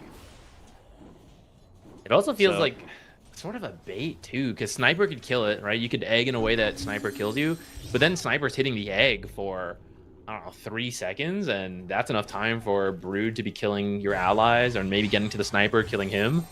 Bottom lane, they Coil? find someone off the coil. Find Puck on the Doom. Oh, Puck does come out of the Doom. The Black Hole comes out from Zibe. That's going to be a trade, and Puck should survive this. At least barely. It's going to be close. Yeah, you just can't approach other damage. I think he'll live just enough. And the heals out from the Alchemist. Berserk potion. Hey, How buddy. much is that? Like, I don't know, a couple hundred health or something. It's not much. 40 HP regen for 15 seconds. That is more than I thought. That's like 600 health. Okay, that is a lot more than Not I too thought. bad. Okay, but he still needs. He's like, hey, come back. I need another one. I'm not healed yet. Oh, Sandra. Okay, he's like, okay, don't worry. Seneco's got me. All right, look at those kills. Doom is down. Take Tormentor, last outer tower, and this is the only thing that's preventing them from getting to the Ancients, or to getting mega creeps in the Ancients. So this one makes a lot of sense to me. I think you maybe wait for next Roche, but we'll see what they want to do.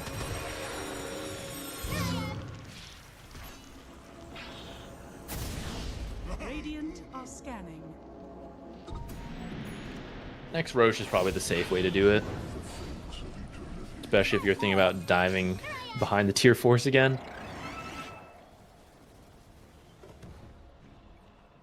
Dire's Look bottom at this tower Enigma, is under second attack. net worth. Remember the start of the game he had, but he's just been farming with Eidolons and his Midas. He's back at top. Classic Enigma.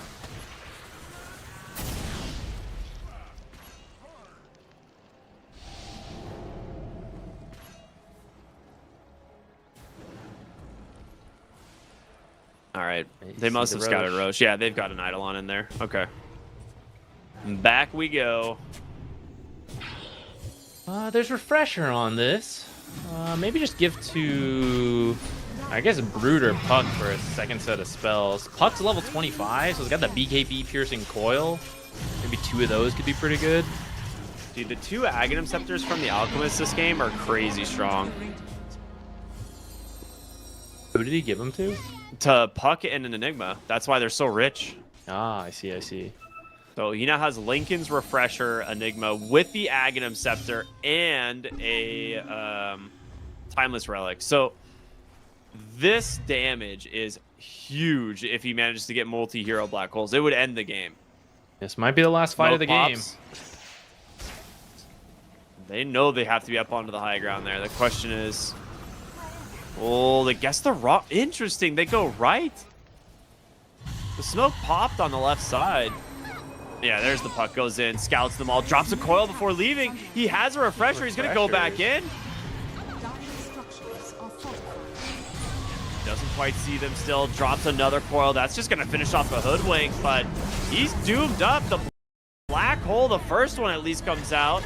Dire's bottom Smiling Brood is Knight, just I guess. ratting you. He's just taking the base. Dire's bottom barracks Okay. has fallen. Dire's bottom barracks are You don't even manage to kill the backline all that much. They get the Puck, but Puck just buys back, rejoins the fight. All right, looks like Smiling Knight, finally they're going to turn their attention on over to him. There is still a second black hole waiting. He is just very low HP. But Zibe wants to put it to good use. Oh, and that's going to be forced to BKB.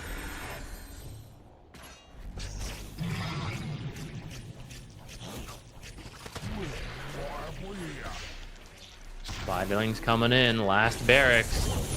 Insatiable Hunger, Insatiable BKB. Hunger and BKB. Yeah, there's no way. The egg is out. They're going to try and bait this with Zibe's black hole, but they're not falling for it. Instead, they're just going to kill the sniper. And now, do they get their opening to maybe find a kill here on the retreat? No, There's Eki. still a black hole available. That's what I'm saying. Like, they're just baiting here, trying to get them to commit onto something with a black hole. Follow it up. Dire's middle tower is Looks under like they'll attack. reset off of that. They're going to take the Megas and reset. Wait for the Alchemist. All the buybacks will still be on cooldown. Bristles used earlier will be back, and Doom still has his, but that's just not a lot to work with. And actually, Doom just bought out something. What did he just buy? Ags? I think he just bought his Ags. Okay, yeah. Kind of need to. You need as much firepower as you can in these fights. It's the only way to kill you got the one more black hole. play. Dire Yeah. are scanning.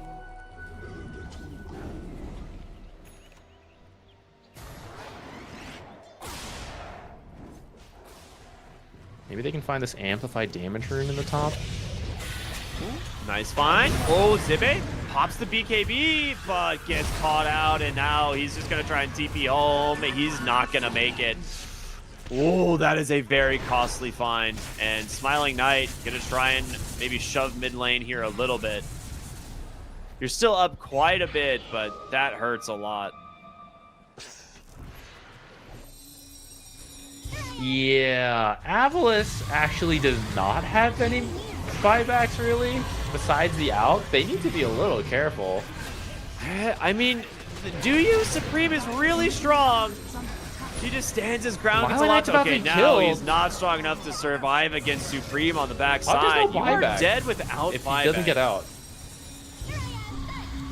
Puck just gonna keep going in. I mean, he's got cheese. They can't actually do anything to this Puck. He's gonna be so annoying. Dire's middle tower is under attack. He comes in, hits the blink stun. Is Bristleback really the hero you want, though? Do you kill this guy? Reach him and kill your base. They're just dragging his attention away. Yeah, he's just gonna run down Eki with a BKB. Okay. I was like, I feel like Puck's if gonna try to I'm kill the Puck here, Sniper. I'm running for Sniper the whole time, right? Which we're gonna see now. I think he just dies to Perez. didn't have Just have detection. detection. He drops the coil. He's forced to BKB, but the coil still snaps, and that is a dead Sniper. Could he have just Yeah. sat there? He could have just sat there invis, I think, but I guess it would have been hit by the Ags. Ancient is under It no, I doesn't don't think it reveal hits though, invis. right? I don't think it hits invis. Well, Puck spells would have come back off, right? I guess Yeah. you gotta. All right, quick little black Right. hole there onto the bristleback. The refresh comes out immediately, and Puck is really just the unkillable hero of this game. You may have thought like, oh, it's gonna be the bristleback, surely, right? No, it's the Puck. The Aghanim Scepter enables him to do so much damage and be so survivable. Doom Ags baited by the Puck, and now Zibe with his second black hole is just waiting for his opportunity to go in. There's going to be the egg. As the throne's about to explode, the GG comes out, and that is it. Avulus take the series 2-1. Impressive comeback from game number 1. Managed to get 2 wins in a row to move on. MOUZ is not out. They will have to go through the lower bracket, though. They dragged that game on for a while, but I feel like as soon as Sniper did not crush his lane, Yeah. Avulus was... they were looking pretty good, especially because Brood was having a good time, too. Yeah, they just eventually took over completely, and it was... I don't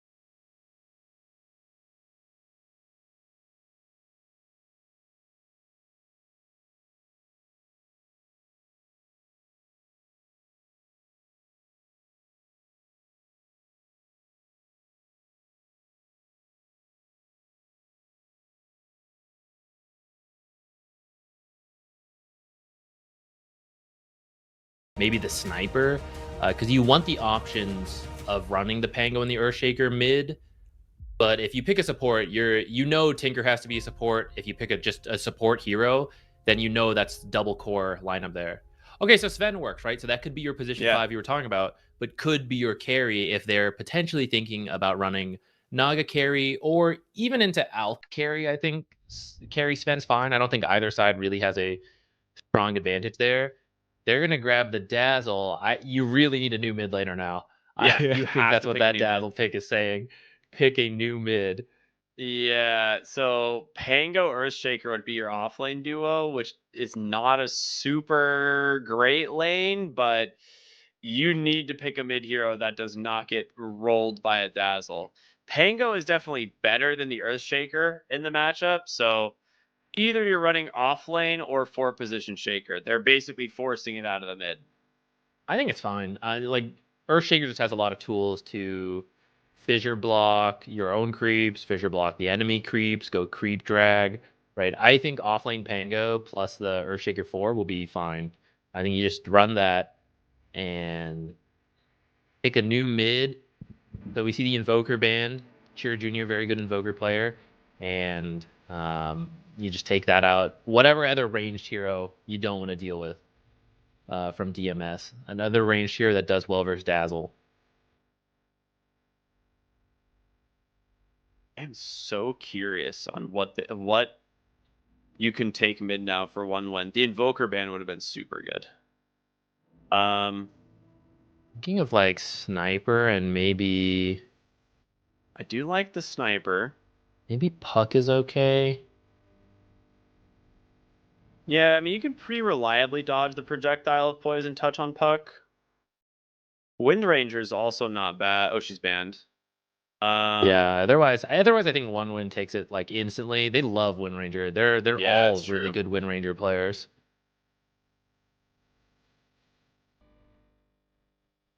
I think like another vessel builder that could work from mid, but I think Silence also does the same thing. So if you pick like a hero that does have Silence that can play the mid lane similar to the Puck, like you said, I think that should be good enough. Or you just go the Sniper, like you said. I can't really see or think of any other hero that you'd be looking for that kind of work in the mid lane at the moment. Storm Spirit ban. Interesting. So they're actually kind of leaning towards this not being a for Dazzle. I guess you could run support or offlane Dazzle if you're worried about that flex. I really don't like support Dazzle right now, though. I don't really think mid Dazzle is his best role. Maybe offlane Dazzle if he has a really good pairing. Which you'd have what? Bat Rider, maybe Naga. I guess they're okay. Maybe even the Alchemist. I guess those are okay. The Alk Dazzle lane could be kind of sick, but then you're running like Bat Rider mid and picking a new carry, right? Which that's the interesting part about picking that Dazzle. Like Bat Rider was already really good versus these heroes. Yeah, because I was gonna say like they function very similarly in terms of their counters.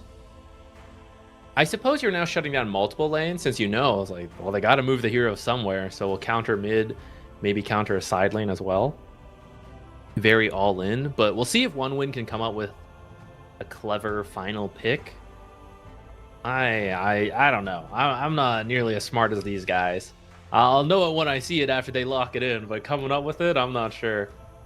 Puckman into Queen of Pain. Okay. Interesting. Can't you just now go back to maybe putting Pango or Earthshaker mid? I know it's not the greatest versus the Queen of Pain, but if you want to open up your options, I'm definitely putting Shaker mid here. I feel like that is like a guaranteed, like that this is, well, it's either carry Naga or carry Alchemist, right? But that means you definitely don't want the Shaker in the off lane at all. So it's like I would rather have Shaker mid into Queen of Pain. She's gonna max Scream of Pain. She's not gonna bother putting too many points into the dagger. So Shaker should farm that relatively well. Well, you can put points in dagger if it'll win you your lane. It griefs your game super hard though, and they go back for the Doom. Okay, so it is just carry Sven. So that means it's gonna be okay. Never mind. They're gonna put Pango mid. All right. Yeah, I think Pango. I mean, if you're a mid laner, you've played Pango into every matchup possible. You know how to get what you need. Even if Queen of Pain will be annoying, you will eventually hit level 6 and you will rotate, and I think that's fine. And it allows you to pick Doom instead, who is very good versus Alchemist. Actually, I mean, he's good versus the healing of the Dazzle. You could also lock down the Queen of Pain, right? It is a very solid Doom game. And you'll have the 4 Earth Shaker, which opens him up to roam around, stack for you. You'll do like weird creep equilibrium dragging, stuff like that. And then if you don't love your mid lane, he is free to come over and help out a lot. Try to get your water runes, your power runes secured. Can't imagine them killing Queen of Pain just because she has the blink. It'd be pretty tough, but you can make her use it defensively so she can't play as aggressively as she would like. So I am looking. It's like I kind of forgot this is Dahak that's on DMS, and he loves offlane Dazzle. So this makes more sense. He's played a lot of offlane Dazzle, but pairing it with a Naga Siren is kind of genius because the Deluge, I think so. synergizes really good with Poison Touch. You can't get away from these heroes. And then at some point, you just get ensnare and you reel them back in. So it's kind of cool. I feel like Sven is really going to struggle in this lane. I did kind of forget. They love the Dazzle. I remember casting some of their other games where they were like first picking Dazzle and we were confused by. I think it was them. Okay, we'll see how it does. The offlane Dazzle, it's really not super popular right now, but if someone likes it, they know how to make it work. And into the Sven, that's not bad. Not at all. It is a melee hero you can run down. I do feel like this. I like this draft a lot more looking at the lanes right now for DMS than I did maybe before the final pick. Now, Queen of Pain isn't going to like body this mid lane Pango by any means. Chira Jr. should, I don't want to say free farm, but like he's gonna farm perfectly fine. You'll go, you'll open with Scream of Pain level 1 and then put a point in a Shadow Strike just to give you a little bit of harassment. But putting more than 1 point in Shadow Strike griefs your game so hard because the value out of it is so it's so small. I think you do it if you're only like, I just need to shut down this mid. Like that's my job. I think you see it then. Otherwise, I agree that E is usually a little easier to work with and transitions into ganking the enemy. And maybe you just against can't Pango. farm. Yeah, Pango, I don't think you could kill with your Q build anyways. So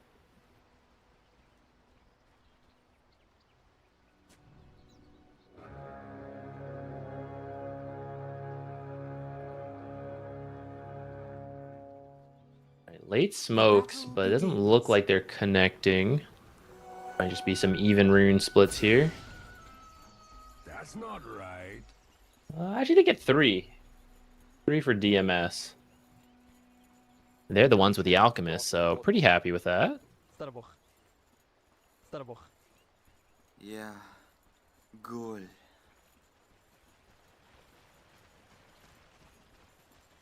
God, voice line spam is through the roof since the introduction of the compendium. You gotta put them out there.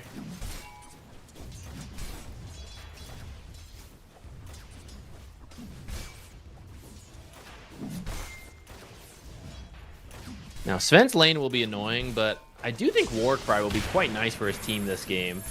It's a lot of physical damage and armor reduction. Some good value out of it. I don't think he'll be buying a shard anytime soon, but if you pick it up for maybe a Tormentor, it'd be pretty nice for your team.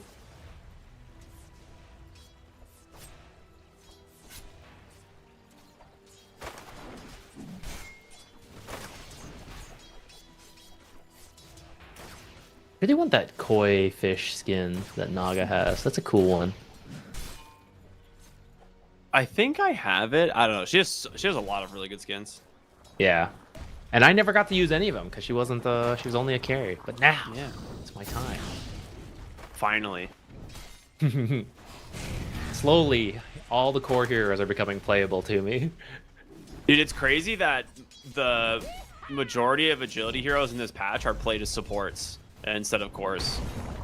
Futures now. But when has that been the case, right? Dire's top tower is They're under not attack. tanky enough to like scale usually, so they're just like annoying in lane. Yeah, I'm sure as you like change facets and innates around, we might, it could always shift, but top lane, ooh, flame break off the Flame mark. break completely off the mark. But that's a good juke from Cloud. Very nice. That's And gonna Pango hurt. actually doing really well in the mid lane for what Yeah. we thought would happen. And she did invest 2 points in Shadow Strike to try to shut him down. And it's not quite working yet. And like you said, if you are not, it's like a combination actually. Like if you don't win your lane with Shadow Strike, like that's the point of that build. If you need to revert back to farming, you're so sad that you don't have Scream of Pain maxed out. Dude, I'd buy a Midas at that point. If I go Shadow Strike build in lane and then I lose the lane, it's like, all right, Midas it is. This hero actually farms nothing without Scream, and the reason I don't think this lane is even that good for her is like Pango's spam is just as good as hers, if not better, and he gets the barrier. Whereas like she has like a little bit of like lifesteal she gets from the dagger over time. But if you get close enough and Pango shield crashes you, he gets like 150 barrier and just it's all physical damage, which she's very susceptible to. Yeah, Cheer is zoning her so hard right now, actually. He's behind the tower, denying creeps. Yeah.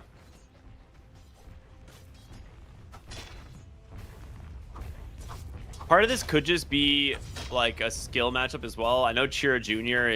he's been bodying a lot of mid players lately, and Mello could just be not super experienced on the matchup. That being said, I mean, he's a master tier. Well, bottom lane, Munkushi gets the deny onto his own tanker, so that's nice. Top lane, they go for a play themselves, but nice vision to keep Cloud alive. Some action going around. No kills yet, though. Now, besides the mid lane we were talking about, the side lanes are going a little bit in the way of DMS. And it should get easier and easier for Dazzle as he picks up more levels versus the Sven. But Sven, he'll reach the point where he can jungle as well. He should still be getting what he needs, and this might actually be good for Tinker, because Tinker's a very greedy support, wants to get a lot of levels in particular. So if your Sven has to go jungle, you're like, oh, I'm really sorry about that, man. Wish I was a stronger laner, but I'll take it from here, dude. Why don't you go hit that small camp over there?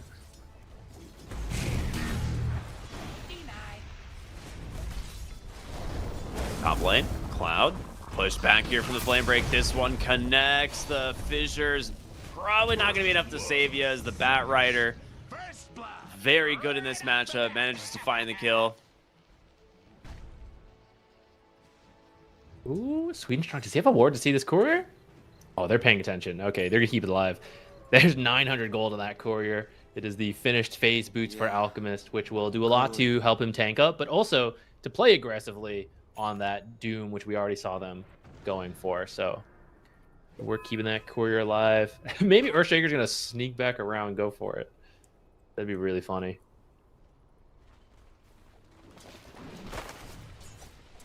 Doesn't look like it. Yeah, you see him doing weird stuff, though. He's dragging creeps around, losing them in the jungle, so it's just going to push towards the Doom. I already know this lane's a bit tough into that Bat Rider. Radiant are scanning. Pango's 6. I want to see where he decides to go. Power Rune is spawning. Depending what comes up, that might determine if a gank is possible. Threatening Meljewel. Actually, just super brutal. Yeah, forced Meljewel to just blink, so there won't be no contest for the rune. Actually, Naga does steal away from the Pango is huge. Yeah, the regen is very nice to get away, but at the same time, I think Pango is probably still relatively happy with his state of the game.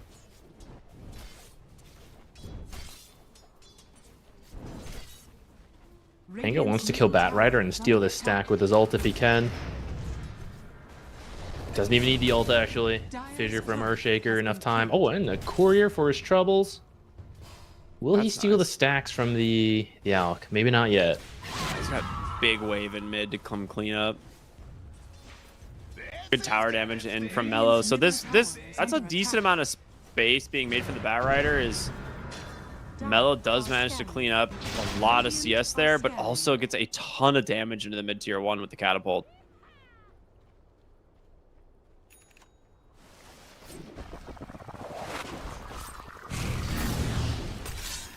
Top lane, Shigetsu trying to stun up Cloud, but Fissure Save comes out. He's all right. Looks like he found a speed aura creep for himself, so that'll help him keep his distance from this Alchemist. Yeah. Maybe even the Bat Rider. Cool. Although once some Napalm stacks come out, I don't think you can get away.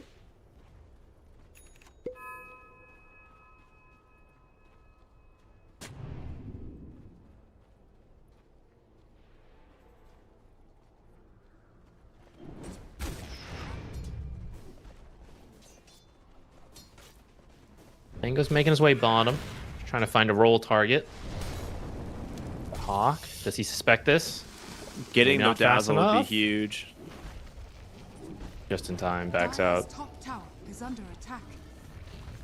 Alk is farming crazy fast though. Getting scary, for sure. Dire They are really want these Pango rolls to connect, but he's spending the time walking and getting nothing out of it. Queen of Pain starting to recover. Okay, maybe mid lane, there's a dive going on.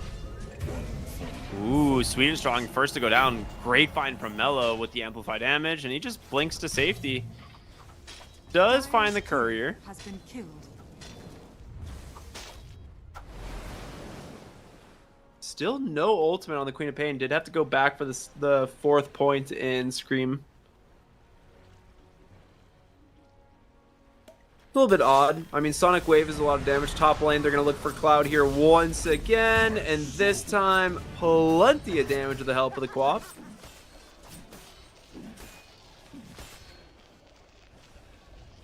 Radiant's DMS top are tower is under kind of attack. owning right now. Yeah. It's not for lack of trying. Like, Pango's been making the moves, but just hasn't been able to find anything worth his time. And he hasn't been getting the rolls off either because of that. Whereas Queen of Pain got to sit mid longer, and then she finally rotates, finds a Doom kill right away. And the whole time, Alk farming well. He's pretty close to his Sacred Relic already. I might be able to stop you if you think you're going to roll too far. I guess Tinker's getting some levels too. He's going to hit 6 at a perfectly Radiant's bottom tower is normal under attack. time. This is the weak phase for Tinker support. Maybe things will come online more as these supports pick up some levels. You say weak, I say not broken. You know, what's the difference? Well, there's only 2 states in Dota. That is true, that is true. Ooh, Sonic Wave ends up pushing him to the kind of a rough side of the fissure there. Cheer Jr. just yoinks the Haste Rune on the way back. Doom's going to connect. That'll finish off the Bat Rider as the Poison Touch comes through. And they will back away. A 1-for-1 trade. I think overall you're okay with that. Radiant I guess both teams kind of are okay with it. The bottled Haste Rune, though, might make a difference. We'll have to see. That's what I'm thinking. So far these ganks have not been working out, but if you can use that Haste Rune to run over and connect on a gank and save yourself some time, Radiant's middle tower is under attack. and that might be the impact you need. That might be the big play from what just happened there. Dire's middle tower is under attack. Another item timing we haven't been talking about is the Dazzle's Ags. He's slowly at work on it. Radiant's That's when bottom these tower core is under dazzles really attack. come online. It's gonna be a while though, maybe like 5 more minutes. He didn't have the greatest lane. They're Knife gonna on punish the Tinker Tinker though. here. That'll speed things up. Well, I mean, not really Don't gonna have enough punish them. damage. They don't have enough to get through You the March just- of the Machines and Defense Matrix. Yeah, he's got 3 points. Bottom lane here, problems. Radiant's middle tower is under I'm attack. surprised. Oh, he doesn't have the roll yet. It's 2 seconds Like a away. few more seconds, yeah. Otherwise, I think he goes for it. But Yeah. this is what I mean. It's again, we see Chira Jr. in the side lane not getting a kill. He's And that coming was here, the but use of the haste. yeah, sometimes things just don't quite connect. I don't think the times he went were bad, but say like it's more good play from DMS to read that he's left the mid lane, he's moving over, and they're playing safe as he's getting there. They need to gank the Alk with the Doom, like pretty badly. Bottom river though, it's gonna be an Arcane Rune. Oh no, Arcane Rune spawn top, but Chira Jr. gets the Rolling Thunder off, looking for Mellow. He gets the blink. Does he turn his attention to the Naga Siren? He won't. They will all just back away. Another roll, and another lack of kills. Yeah. Tinker. Free bottle courier refills service. though.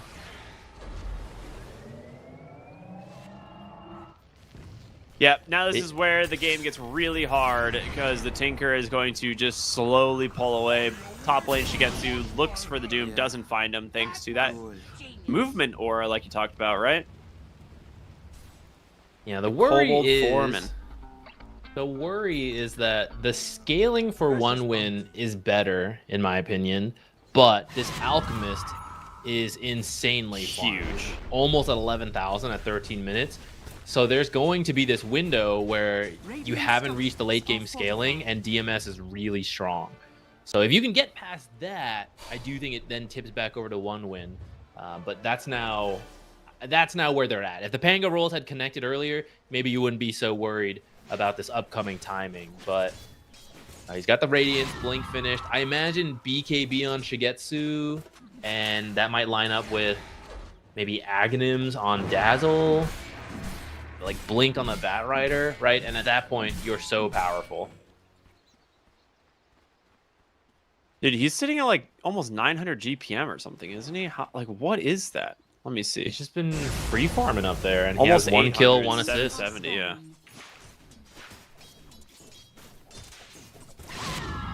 Looks like he wants to get involved with his Blink. See if he can find anything. They're moving into the triangle. Pop gets the mid tower.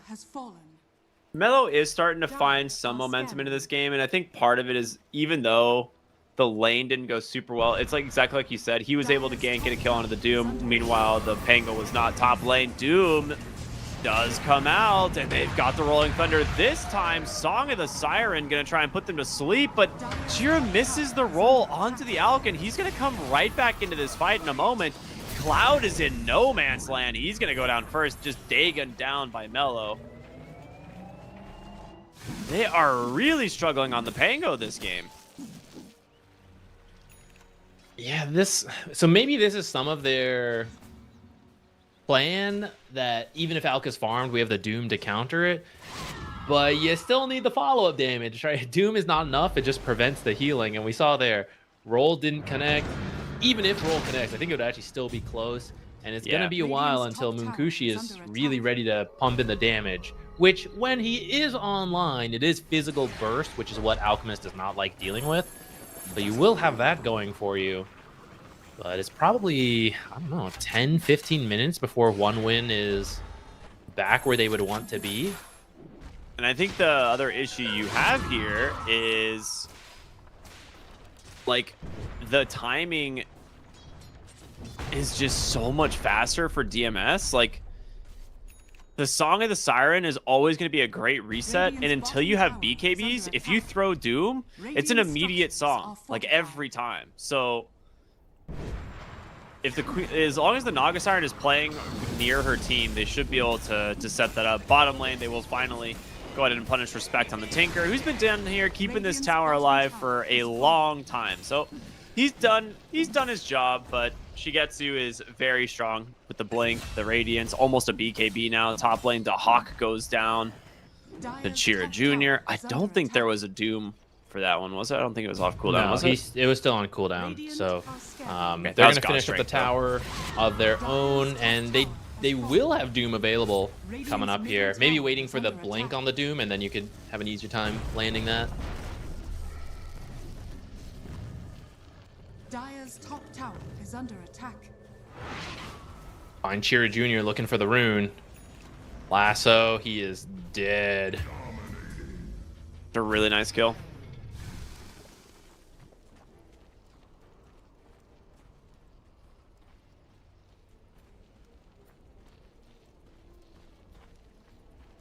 It's a little bit of the awkward part with the Tinker support.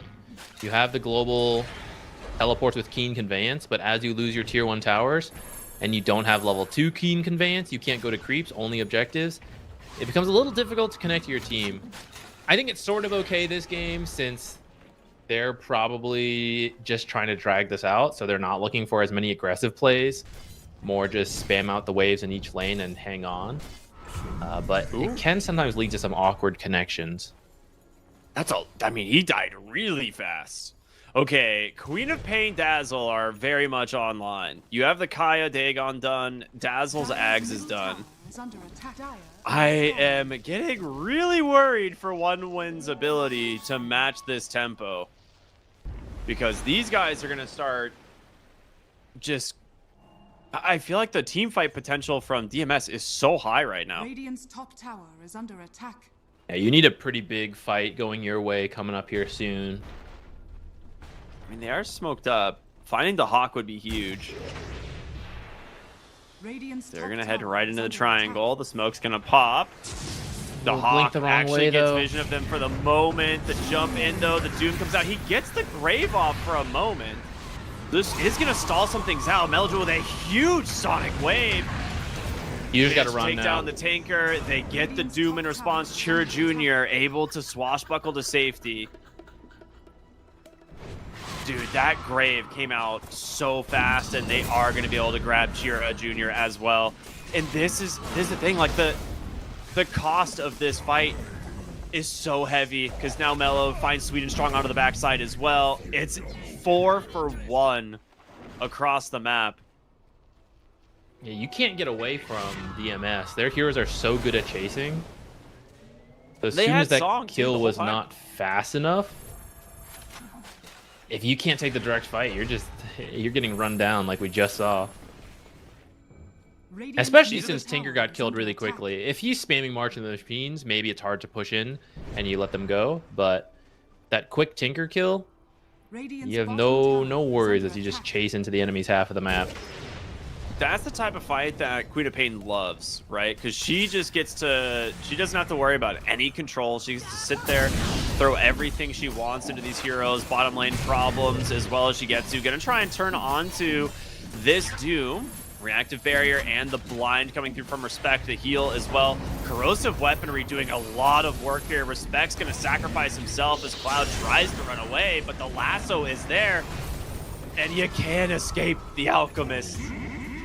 Burns him down, and on the backside of the fight, they also get Sweet and Strong. Mid lane, Chira Jr. has to pop Rolling Thunder. He's gonna die. Yeah, he will use it, but Sonic Wave. It's really close. It's gonna. If he blinks onto the high ground, he could get the kill. Oh, it's chasing. 40 HP. That was so very close. Bottom tower is under attack. And that's the thing about the Queen of Pain into Pango that's always nice, is it does kind of stop the movement on the Rolling Thunder during Sonic Wave, but the Queen of Pain's just going to get stronger now with how much she's managed to find here in this mid game.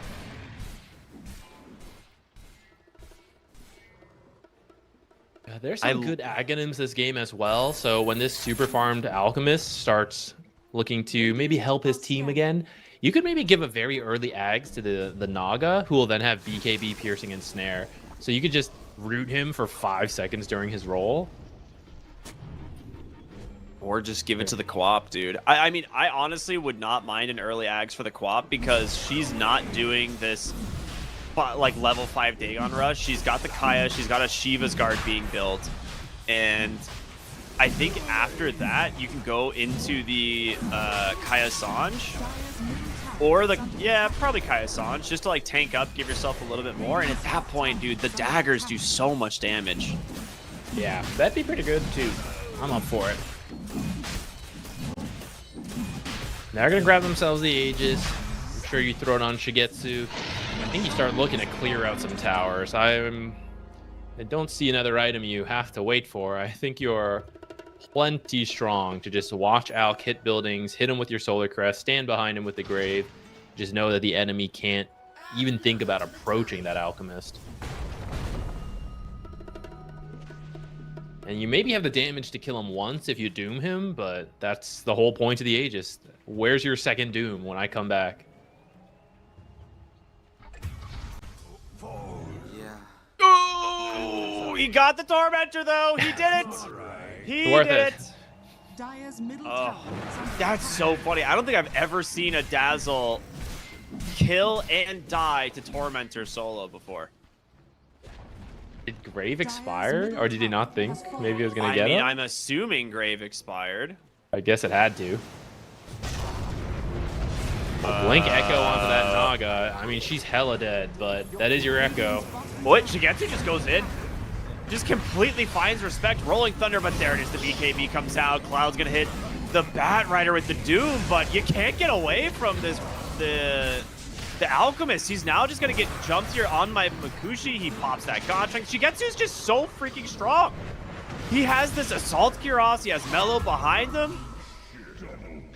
That is not a good sign when your Sven pops God Strength, BKB walks in, and Alk just says, "Fight me, bro." Like, that is not a good look. Usually Sven is one of the heroes who can, you're not even with the Alchemist, but you farm very fast yourself.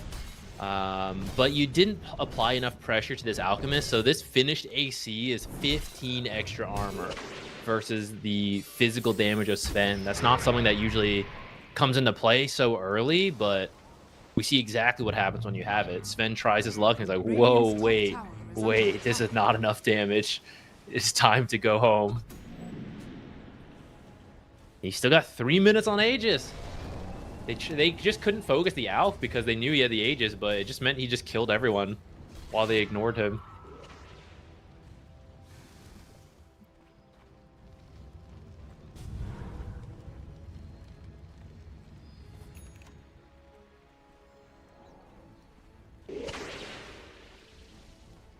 Now, assuming, as we have a moment here, just assuming that DMS wins this, for one win, they seem to have really liked this Earthshaker, and they seem to have been pushing it, like picking it pretty early in the draft to see what they can do with it.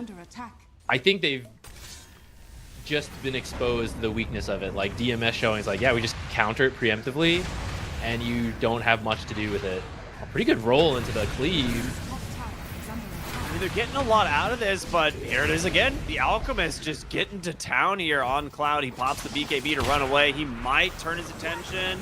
Great Stormhammer into the stun. Pangolier stuck, though, on the high ground. Going to try and TP out himself. The Song of the Siren for the instant cancel. And, oh, they found respect as well because of it. That is a great Song of the Siren. 3 dead as Mello gets the triple kill, and Shigetsu still has a minute and a half on Aegis. Radiant structures are fortified. Could be a high ground tower. There's still 30 seconds left for Pango and Tinker. No buybacks. I don't know. You'd have to all clump up as 5 into a Blink Echo to maybe throw here. Radiant's bottom tower. Top lane, they're going to find Munkushi, who is just trying to split the map. You get a minute without your Sven. Dang, how is there a sub-diff voice line in this? That is crazy. Pretty funny. That's hella toxic. Shigetsu just has the Hawk sitting behind him. War Flares trying to keep him off the racks, but I mean, the Alk is too big to fail, as I like to say. 30 seconds left on the Aegis. Almost has his Nullifier, which he'll do the disassemble of the Radiance into the Nullifier. It's kind of the typical build, and he just bought it outright. Never mind. Yes, he wants. Yeah, I mean, actually, to be fair, usually you disassemble the Radiance because you reach a point where, oh, it's not doing that much. It's only 26 minutes in the game. They barely have any BKBs. True. The Radiance is actually still doing a lot of work. So he might just decide, you know what? I've got the money. I'll just get both. It's He has fine. another item slot too, technically. You're also normally slot starved, right? That's the other issue. But I guess he feels is like rich I'm this game. almost 1,000 GPM. So might as well just go the nullifier, tack on the extra damage. Tier 2 top is the only thing that's stopping them from ending this game. They're going to smoke up on 1 win here. They've got to find this fight. It actually might work because the Dazzle is bottom. They've captured the outpost, so he could teleport in. Spooky wrap around. Not going to connect. Dude, the positioning on DMS here is really good, though. Being in the triangle. They actually... I mean, they have to know about this, right? They have a... Can they put a ward down? You have to doom Alk before he can ult and finish him off. Oh, they have a good didn't ward. find it. Already plays Rolling Thunder is out, but who do they find? Melo's going to pop. He just dodges the stun from Mukushi. The Sonic Wave on the backside. Not even get hit. He gets him on the Doom. So they take the Queen of Pain out of the fight. Mukushi will TP out from the high ground. Respect. Trying to get away here, but he is super dead. Ace, very split fight. The Song of the Siren again, saving the Doom target as Melo will now rejoin his team, looking for revenge. In comes Mukushi, a big echo, Sonic Wave onto 3, ripped through the back line, and the Hawk will clean him up. The GG comes out, and DMS with a very convincing game number 1. Very well done. I will say, I think the big play there is not the draft, but that Chira Jr. was doing quite well in the mid lane and was not able to connect on any gank for quite a while. And I think DMS did a really good job of communicating that, of playing safe, like baiting it out. Don't immediately back off because Chira Jr. would look at it and be like, oh, it's not going to happen. You know, I'll just go straight to my lane. They like stay in the lane long enough. He's like, oh, I can kill that guy. Just as he gets there, it's like, okay, now you back off. He's like, I wasted all my time coming over here. Now I got to go back. Right. And that just happened again and again. And it bought enough time for Queen of Pain, who was actually struggling a little bit, to get back into it. It was wasting time. Alchemist was just farming up. And it just slowly went their way. That Alchemist was just totally free. And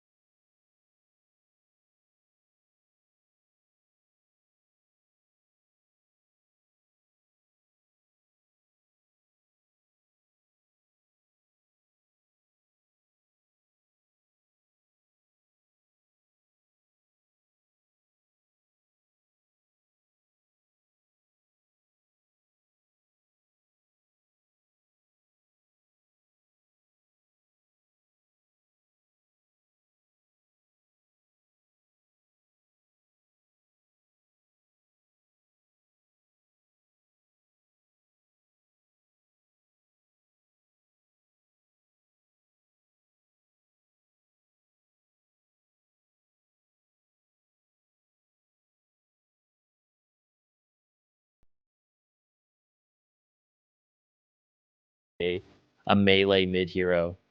Yeah. I do like that they grow Sand King though, because I think if you're leaving Tinker in the pool, you need You to have get to to the ban it Tinker. here. You have to get to the Tinker. And so Sand King can do that, Bat Rider can do that. Both teams have a hero to address it. I don't think it's quite enough. Like I still think you could take Tinker. Either team could grab Tinker for themselves if they want to coming up here. If I'm 1-1, I do feel like it's worth banning the Tinker right here, but I think I'm with you that you at least have some potential answers for it. The answer we see in the last game is not necessarily those heroes, but rather the Alchemist that just kills the Tinker lineup before it even comes online. So that was definitely one way to go about it. The Ursa ban is interesting because this makes me feel like this is going to be the off-lane Sand King then. Which isn't bad. I mean, offlane Sand King is still very good. Another I thought hero. that matchup would be okay. Yeah. Let's say another hero that they may have to consider. I had something in mind, but now my brain just deleted it. Wind Ranger's still in the pool. Morphling. Seen That's a one huge win play one-lane those hero. heroes. A Yeah. lot of flex there. I'd be up for either of those. Slark. Okay, I saw DMS has been really prioritizing Slark. I don't quite understand it yet.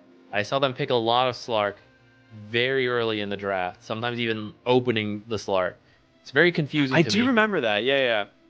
I'm excited to see it firsthand, right? It's a team that believes in some picks like Dazzle. Other teams don't really do Dazzle, off lane especially. Slark, I do think Slark is very good in pubs right now, and we do see some pro teams picking him later on in the draft, but this early is a little uncommon.